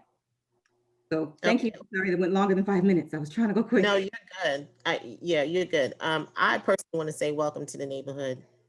Thank you for bringing those things to us, especially the martial arts. We used to have one, and I don't know what happened to it, but I just want to say thank you and welcome to the neighborhood. So I'm gonna pass it on to the floor. Ms. Joan had a question. I don't have a question. I also wanted to say thank you. This is awesome. I love what you guys are looking to do. Financial coaching, CPA, and self-defense. Any way that I could help, Awesome. I'm with it. And I wanted to ask, because I have to run, if you could just put your contact information in the chat. But congratulations and welcome to the neighborhood. I love this building, and I think the right people got it. So really excited to meet you. Awesome. Well, thank you. Anyone else have any questions or comments for Ms. Welch? If not, we're gonna move on to, I need a motion from the floor on how, well, Ms. Welch is coming to us seeking for support so that she can go to Westside TAD to get additional funds to complete the building as far as getting an elevator and actually repairing the roof itself. So that's what she's asking for, support, a support letter from NPUL. So I need a motion from the floor on how you all want to proceed.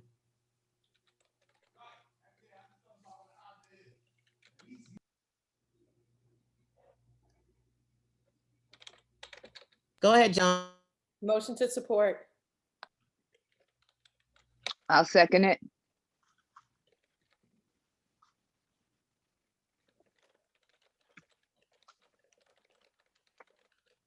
I'm sorry, what was the motion? What was the motion? Oh, it's just a motion to support the letter Oh. for the applicant to go before the Westside Thank TAD. you very much. Annie, you second? Yes. Okay, so is there any discussion on the motion? No discussion? No one's raising their hand for discussion? Okay, all those in favor of the motion, please raise your virtual hand.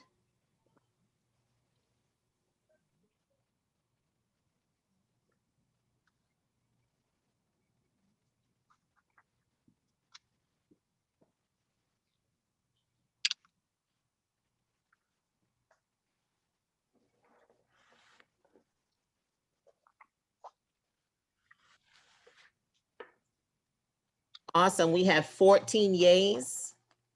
Any name, I'm gonna lower everybody's hand as I did before, all night.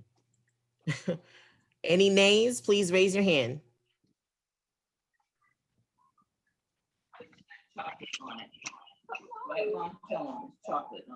Okay, you can have one more.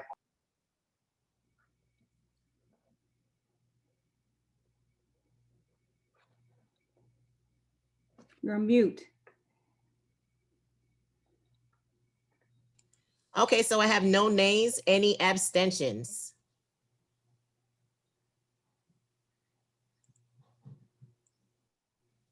No abstentions. Okay, so the motion carries. You will be getting a letter from the NPUL in regards to Westside TAD for your elevator and your roof. Once again, enough respect. Welcome to the neighborhood. Thank you so much for everything that you're going to provide for us. And let me say thank you for the support and thank you for the warm welcome. We are very excited about this opportunity. So again, I Awesome. appreciate everyone's time and seeing everyone on the calls again and in person soon. Awesome. You and Helen, thank you. And thank you. To our meetings. You're a stakeholder now within NPUL. Don't be a stranger. Yes, Yeah.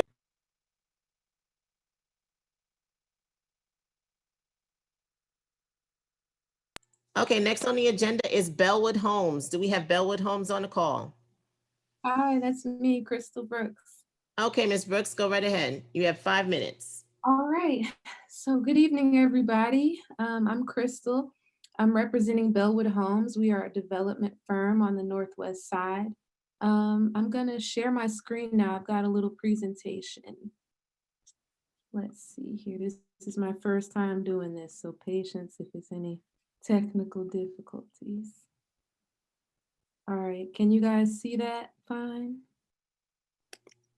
It just says grant application, but yeah, if that's what you wanted to show. Okay, good. Yep. So we are applying for Invest Atlanta's facade improvement grant to renovate the exterior of our building. I want to start by, well, here's where our location is. We're right off of Donald Lee Holloway on Jefferson Street. And there we go.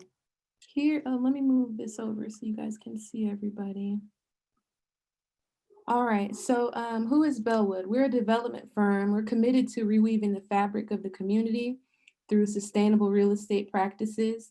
I know a lot of times when people hear development firm, it causes a lot of apprehension. So I figured I'd show you guys who's working in the office. We're a small family-owned firm operated primarily by Black women.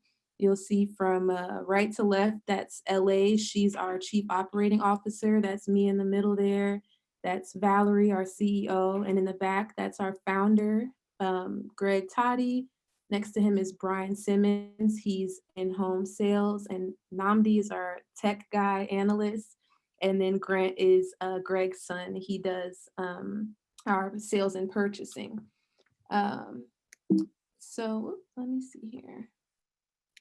Bellwood Homes, we like to make our community the focus of all of our endeavors.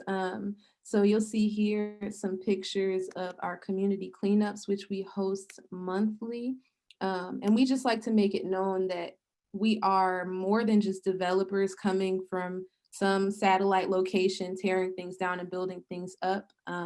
We are neighbors. I personally live in Cary Park. And so it's just very important to us that every decision we make, we're considering every member of the community, residents who've been there for a long time, as well as new residents that we hope to bring in. So let me get into a bit about the grant. So here is our office building. It was built in the year 1900. It used to be, I guess its first use was a family called the Brooks Family Grocers, and they provided food for the cotton expositions when everything going on in the city was just getting started. So it's housed several different businesses. Before us, the occupants were a photography group, and now Bellwood Homes is there. So we just want to make sure that we are preserving this building. There aren't too many buildings that go back that far anymore. And there's a lot of structural damage that we want to address before it becomes a bigger problem. So you're not able to see in this first photo, but specifically, we want to work on the brickwork. There are some chimneys on the side that are leaning over due to gravity, and however, I don't know, it's just, there's been botched jobs done to try to maintain the building over the years. So we want to address those before they become a bigger issue, before water leaking in threatens to damage the structure of the building anymore. Here are some more images just throughout the building. We'll get into it on the next slide, but you'll see our windows are also extremely old. There are holes all throughout the building. And I promise you guys, in the wintertime, it is freezing cold. I mean, even now, I still got to keep a heater at my desk because it's so cold in the building with all the damage to the windows. And here you'll see on this right photo, some of the damage I was referring to. They've tried to repair some of the brickwork with tar, and it's just not very pleasing to the eye. The entire area, as I'm sure you guys know, is going to be developed into loft products and single family homes. And we just think, given that we are, you know, at the center of a lot of what's going on, we want our business to reflect the fact that we care about restoring and not just tearing things down. So yeah, let's keep going. So for the grant, we plan to address four major facets. So in the first stage, we are working on a community garden.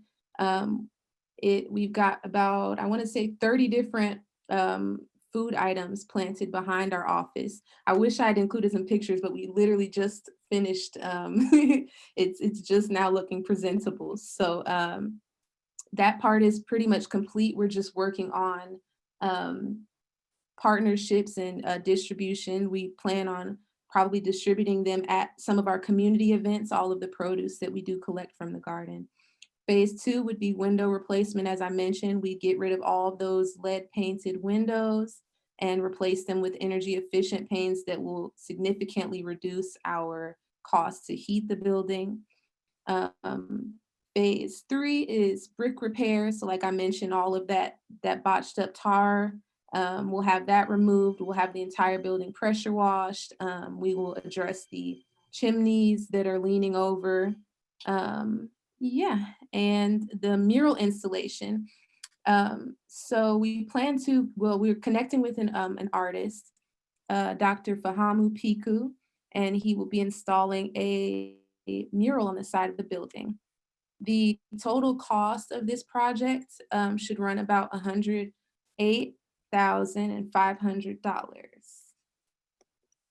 And we're responsible for a third of that funding up front. And then Invest Atlanta will supplement those costs. So here's the Okay. artist, Dr. Fahamu. Oh, am I out of time? Yes, ma'am. Okay. So, real quick, if you can, because I know time is limited, but if you could just tell us once, recap real quick, give us a couple of points. What is it that you're seeking? Where is the building? Is it in English Avenue? Is it Vine City? And English Avenue. I'm sorry. And also, did you go to any of the neighborhood associations prior to coming here? So we are in NPUL. We're only required to seek a letter of support from you all, and then we submit our application to Invest Atlanta, and they'll review it. Okay, NPUL consists of English Avenue and Vine City. So where are you? Are you in English Avenue or are you in Vine City? English Avenue. You're in English Avenue. Okay, so did you go to English Avenue Neighborhood Association to give them a presentation of what you're proposing? No, I wasn't made aware that we had to go to them first. As far as Invest Atlanta's let us know, we only have to get a letter of support from you all. And yeah, I didn't know we had to present to anyone else.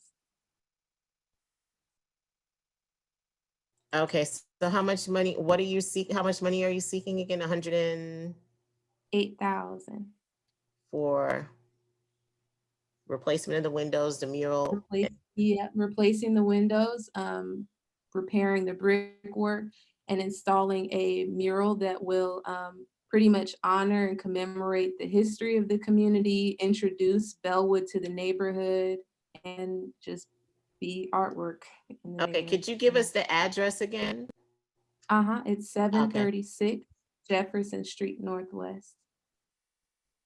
Okay, so do I have anybody from English Avenue on the call? Yeah. Besides you. Anybody, okay, Annie, since you spoke up, thank you for that. Mother Moore is from English Avenue. I know, Mama, I know, I got you.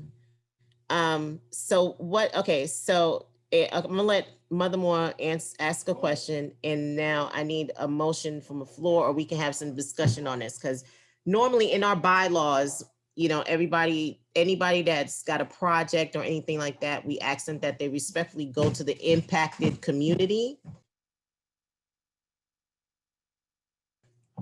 That they go to the impacted community and, talk to them more in depth about what you're proposing. And obviously that didn't happen. And normally, I'm surprised Invest Atlanta didn't tell you to do that, because normally anybody that does an application for Invest Atlanta, they know us. So they normally would tell you to get with the community and with NPUL. So I'm gonna let Mother Moore go. I'm gonna let Ms. Haywood speak, and I think Annie Moore wanted to speak. So go right ahead. Yes, Madam Chair, I'm glad you spoke up about our bylaws, and I regret that you all were not correctly informed, but you need to come back to our neighborhood association, starting with our land use, so that the residents in English Avenue have an opportunity to be able to respond to what you're proposing. Okay, will do. Go ahead, Colette.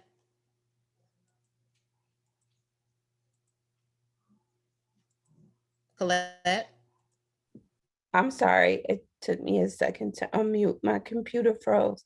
So TAD, because we represent the community, we really rely on their feedback to give you a recommendation, because it's based on what the community feels, which is why we're asking you to go back to English Avenue. And you would have more time to represent. So if people have questions, that's where they can ask you aside from those 3 minutes. Because when you talk about the historical aspect of it, that's important to us, especially in reference to Bellwood. And you might even have the opportunity to learn more from people in the community. Yes, so I didn't get through to the end of my presentation, but I was hoping to be able to connect with somebody to serve as a representative that can collaborate with us on this mural, that we can get some feedback as to how the community would like to be represented in a piece of art, rather than just, you know, us using the history we've learned through Google and whatnot. So yeah, I definitely agree. It's important. We highly value the input of community members.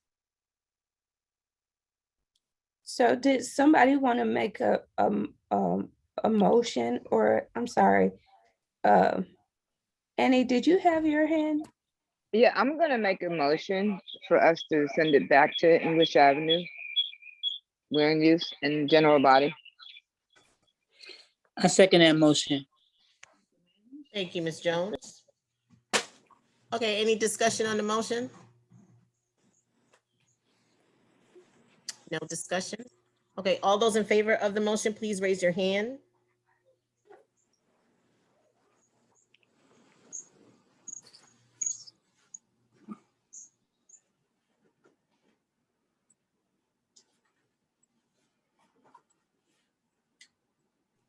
Okay, voting is closed. It's 9 yeas. Let me lower everybody's hand.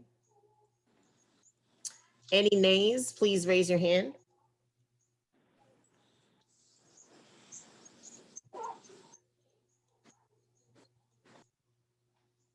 Anyone disagreeing with the motion? Okay, we have no one raising their hands. Any abstentions?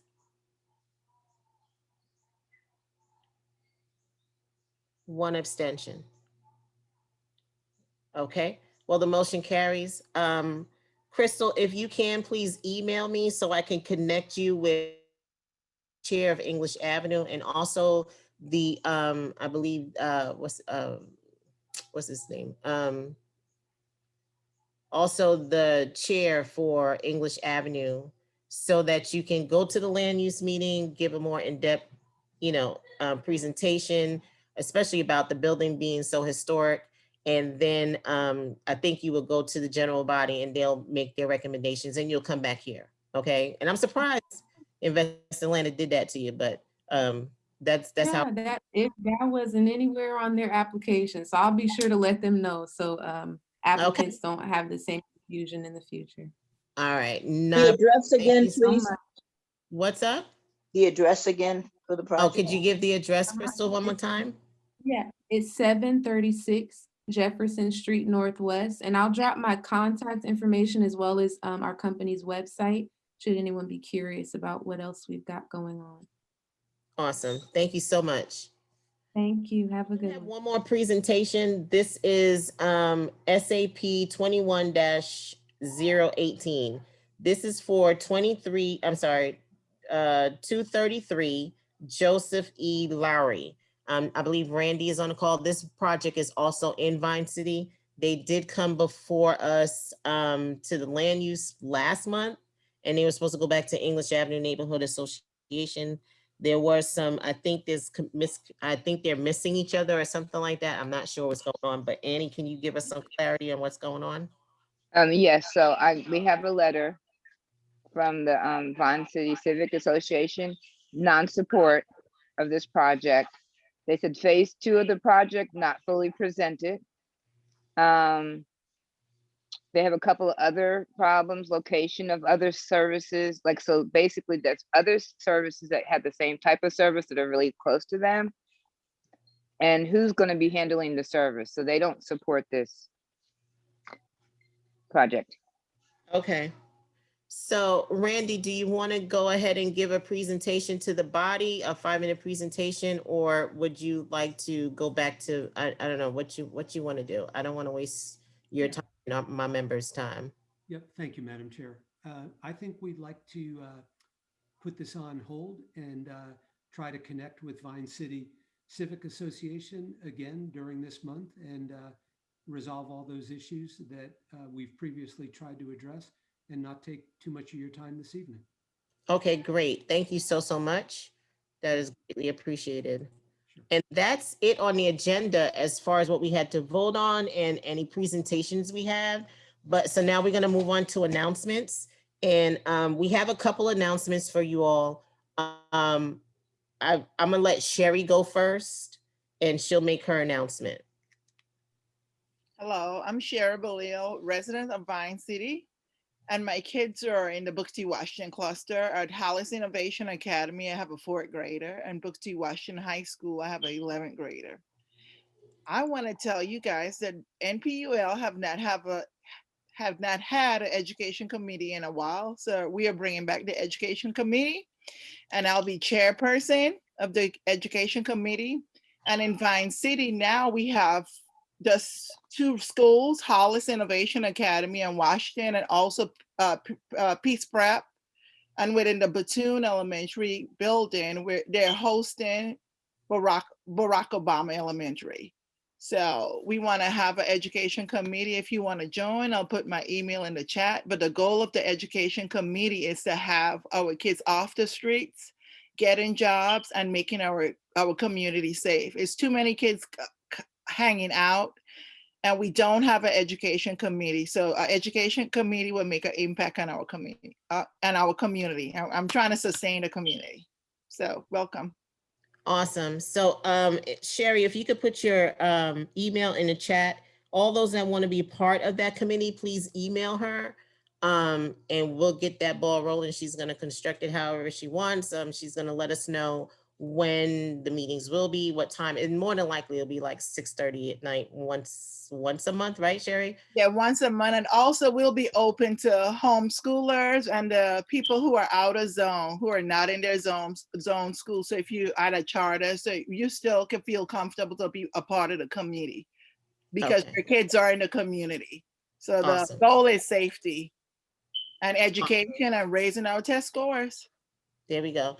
And before we go any further, before I take any more questions, the time now is 8:40. We've passed our 8:30 mark. So I would need a motion from somebody to extend the meeting if we want to continue. I'll make a motion to, go ahead, Yvonne. I'll second Yvonne's motion. Okay, I make a motion for the meeting to continue. How long, Madam Chair? We just need about like 20 minutes. I'd like to make a motion that we extend the NPU meeting tonight for 20 minutes. Thank you so much. It's been seconded by Annie Moore, correct? Yes. Okay. All those in favor, please raise your hand.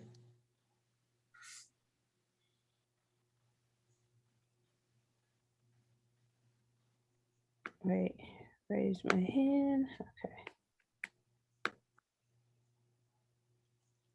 Awesome. We have 9 in favor. All those opposed, raise your hand. None. Okay, thank you all so much. We're going to extend it for another 20 minutes. So just real quick, so that's Sherry's announcement. Another announcement we had last month during our meeting, we were going over some things with Lanice as far as zoning was concerned in both in our neighborhoods that's going to impact us in the long run. I don't know if you all remember, but we're getting like piece by piece of legislation that's going to be changing. And I believe Byron had made a suggestion, either Byron, Joan, and I'm calling out those those troublemakers, Byron, Joan, and Carrie Salary were the ones that, you know, of course they questioned it for us and we thank them so much for their knowledge and, you know, because we're getting a lot of legislation that's going to affect us in the long run. So we have reached out. So you know, the recommendation has been taken in consideration. We reached out to zoning, we reached out to city planning to see if we can have an informational session to get more in depth about the zoning that's going to happen and it's going to be changing us as far as like gentrification and stuff like that. We know it's going to happen, but we don't want it to happen as fast as, you know, as they want it to, so that we can have some legacy residents still be in the community. So we will be having that. We are working on that. So that's going to happen. Second thing, we are having kickball. Who's ready? I see smiles. I see smiles. I see teeth. Kickball. Yes, we're having co-ed kickball. So we tried to do this last year, but it didn't because COVID hit. We couldn't do it. So we thought about it again, and we are going to have NPUL against the APD officers in the community. How cool is that? I think that'd be awesome. That'd be great. That will be great. Like, because I think I only know 2 officers, and there's a whole bunch of us, whole bunch of them in the community, and that'll be great for us to get, community engagement. I will send the flyer. I think this flyer already went out to you all. If you want to sign up, please click on the survey, sign up, check your emails, sign up if you positions, whatever. We have to have at least 14 people to have this going on. You don't necessarily have to play. We need a referee. We need 2 coaches and 2 referees. So if you want to be on the sideline, and we also need cheerleaders. What? Huh? Cheerleaders. Yeah, we need plenty of support. Yep, we need cheerleaders. So, I mean, if you just want to participate, just be there, just sign up. We would greatly appreciate it. And more information will come as once we get the 14 people solid, we'll move forward. We can do this. It's going to start in June. We'll have 4 games. We'll have a game in June, July, August, and September. The grand finale will be September. Hopefully, we'll do it at the Home Depot backyard, or we'll do it at Cook Park, whichever is available. So I'm so excited. I think this will be great for us to all come together, have some fun, and engage, especially with our officers that we live next door to. I think that'll be awesome. So that's that for that. And then next and last, we have an opportunity to apply for the 2021 grant for the NPUL, and I think it's up to $5,000.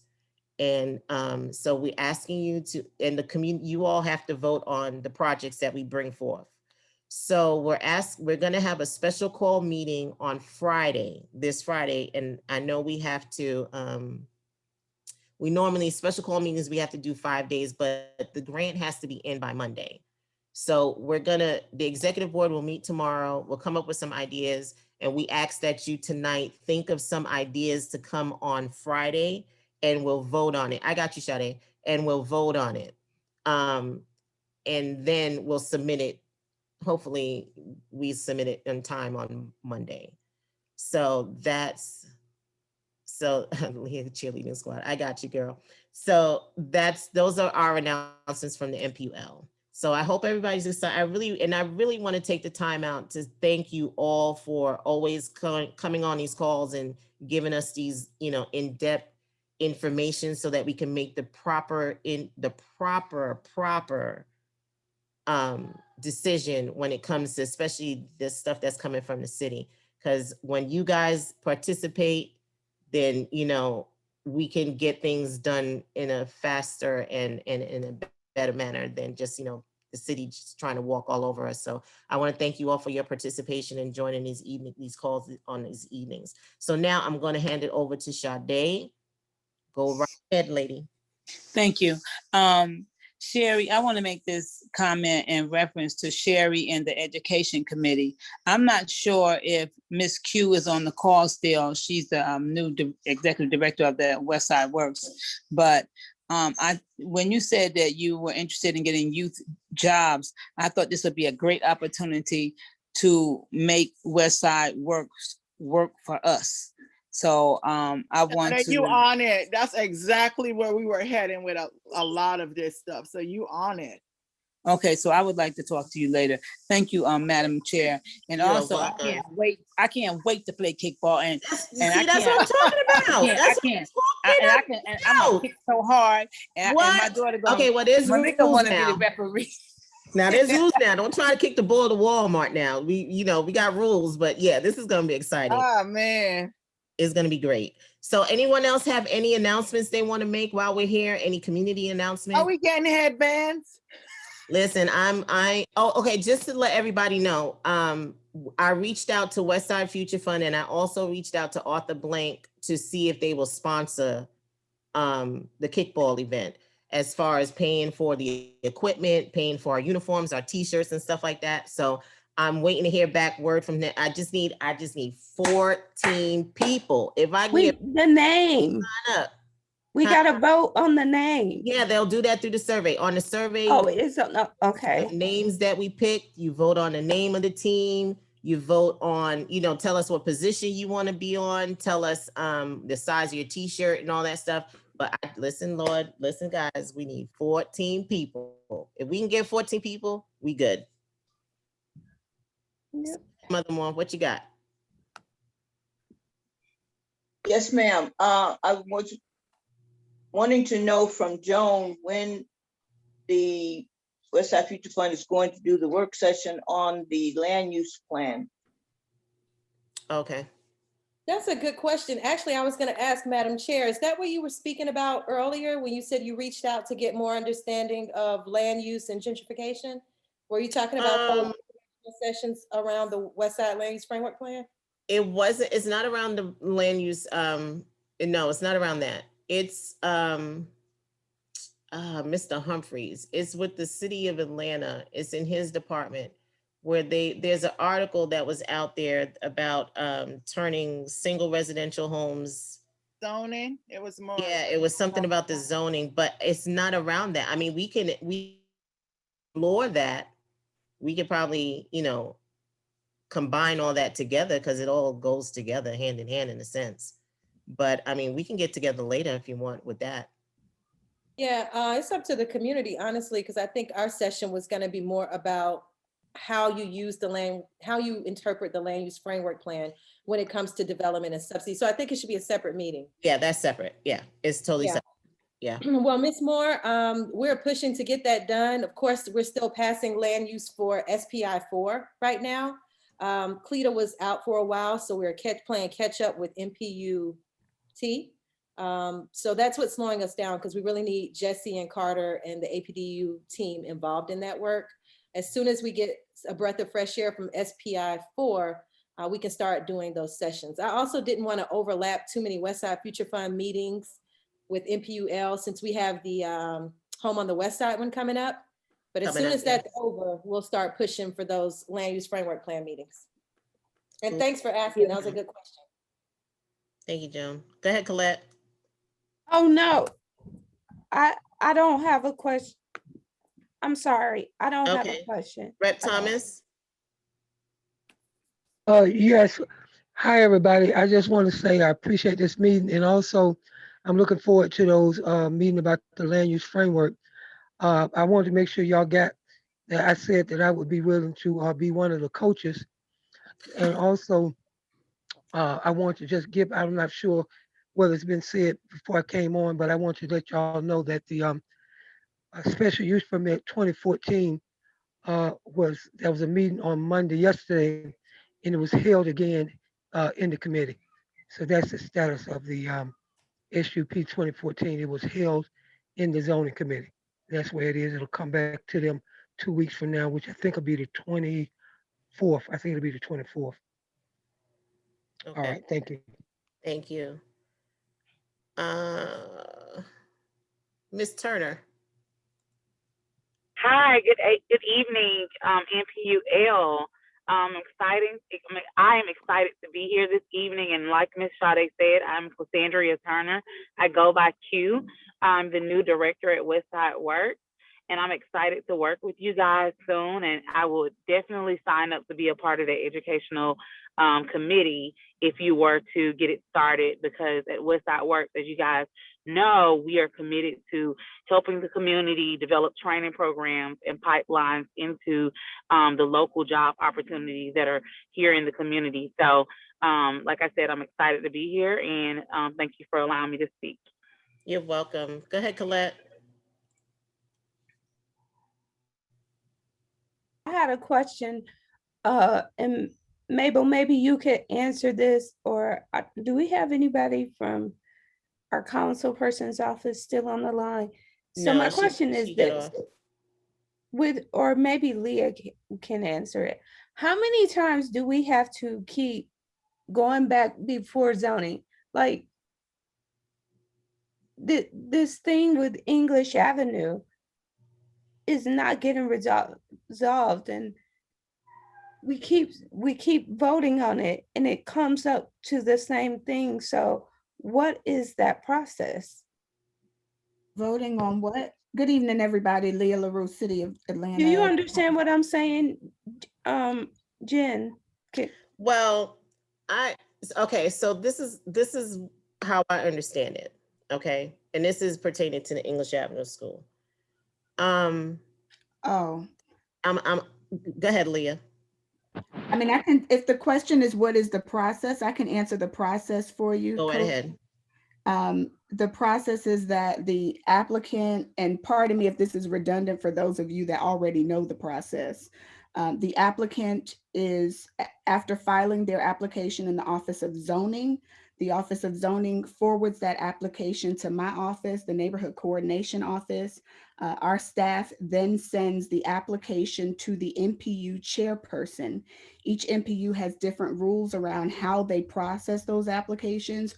For NPUL, a vote from the neighborhood, the affected neighborhood is required. So the NPUL chairperson then forwards the application to the affected neighborhood. The neighborhoods also have their own processes. Some of them require a land use and zoning committee presentation. Some don't have that. I believe English Avenue does require a land use and zoning presentation. Once the land use and zoning committee makes a recommendation to the general body then takes a vote and makes a recommendation to the NPU. The NPU then votes on the application. After the NPU votes on the application, it then goes to the zoning review board. After the zoning review board makes a recommendation, it goes to the city council's zoning committee. After the city council's zoning committee makes a recommendation, the full Atlanta City Council votes on that application. And that is the end of the decision-making process for the application. In this case, the English Avenue School is currently held in the City Council's zoning committee, which is the second to last step. After City Council's zoning committee makes a recommendation, it will go to full council where they will vote either to approve the special use permit or to decline to approve the special use permit. Does that help? No. Well, I would like to jump in there. One second, Rep Thomas. I want to jump in there also. Our bylaws, and for those that who are, may not know or do know, our bylaws say that we are to take in consideration the recommendation of the neighborhood associations. So if like an applicant comes here and they go to English Avenue, they go to Vine City Civic Association and they give us a recommendation saying, hey, yes, we want this to proceed. It's still up to everybody here on what you all want to do. Just because Joe Schmo says, yes, I want the pink elephant in the room, doesn't mean that everybody here has to agree with the pink elephant in the room, if that makes sense. Oh, yeah, I can, if I can At the clarify that, Ms. McIntosh, absolutely, you're absolutely right there. So the neighborhood does vote and make a recommendation to the general body of the NPU, but obviously there's no way to demand that an NPU votes the same way that a neighborhood voted. So what the NPU is doing is taking the affected neighborhoods vote into consideration, and they're using that vote to influence how they will personally vote. So each of you, of course, who are voting members of NPUL do get, of course, your own vote, and you can vote on an application however you can. To respect the spirit of your NPU, you should take into consideration the affected neighborhood's decision, but you certainly have a right to vote however you see fit on any application. Any voting member anywhere in the city has that right to vote however they see fit how on they any feel. application. Okay. Yes, Rep Thomas. Thank you, Leah. Yes, ma'am. Okay, I want to thank Leah, and I want to thank the strength of NPUL and the integrity of NPUL. What I would like to say is that um, usually, if the NPUL or NPU, any NPU votes either yes or no for an applicant, and then the ZRB, which is the Zoning Review Board, which is made up of individuals that have some level of knowledge about land use or zoning, they're picked by individual members of the um, city council. So the city council picks them, And then if the zoning review board votes, um, NPU votes one way, and the ZRB also votes the same way, usually that's mostly a done deal. It goes through the zoning and then go to the city council. Especially if y'all don't mind me talking truth to power, it is a situation where like it's no possibility, none whatsoever, that if Buckhead people voted, NPU voted no, ZRB voted no, that the council members would vote, that individual council member would vote against their community and the ZRB. Um, and especially, like I say, if it's a neighborhood, what we would call a more wealth neighborhood. I do think that there's a level of disrespect going on around working class and poor people's neighborhoods, because sometimes the question I most time ask is, do working class poor folks have a right to control, direct, or even have voice in their own community? And I think that just us voting NPU level, at least our voice is being a voice. And what I see happening a little bit is there's a slowdown in this particular application because at this time the um, city councilman has an interest in the application and subsequently asked that it be held the first 2 weeks. And I'm not sure whether he or who asked this time for it to be held, but usually rarely does a council member vote against his own community, especially if it's going through the ZRB process. And so what we want to make sure is that our voices is respected. And so we will continue to um, send letters or phone calls to members of the city council to say, let the process go forward, and prayerfully our council person will vote with the neighborhood, especially in lieu of Yes. him being Okay. our Okay. council person. Okay, Rep. Thomas, thank you so much. Now the time is 9 p.m. I'll do one more run, go around. Do we have any more community announcements before we adjourn? I just have an announcement. Good evening, everybody. Can I go, Madam Chair? Go right ahead, Karen. How you doing? Two things. One, of course, I'm here representing the Atlanta Land Trust, and we have our monthly information session. I dropped a link in the chat, and hopefully we can get some more members of NPUL to join us. We started out hosting maybe 10 people. Now we're up to like 30 people a call. So it's really gaining momentum. The second thing is the building, Miss Welsh, I'm so happy to hear what you're doing with that building. I've loved that building since I moved to Atlanta, and I pass it and have dreams about it.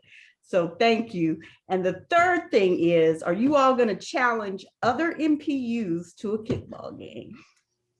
Girl, listen. Why Karen, not? Karen, Oh, started something, Karen. Let's get this off the ground. I think this will be really cool. That would be so much fun. I'm telling you. And then we challenge other NPUs. So let's see. Let's get 14 people. Let's see what happens. Everybody sign up. The email has been sent. Please reach out to Sherry in regards to the educational committee. That's going to be awesome. And don't forget, this Friday, please be on the lookout for emails so that you can join the meeting. Please come up with some suggestions on how you would like to spend this grant money that we are going to apply for it. We have to apply for it. The deadline is Monday.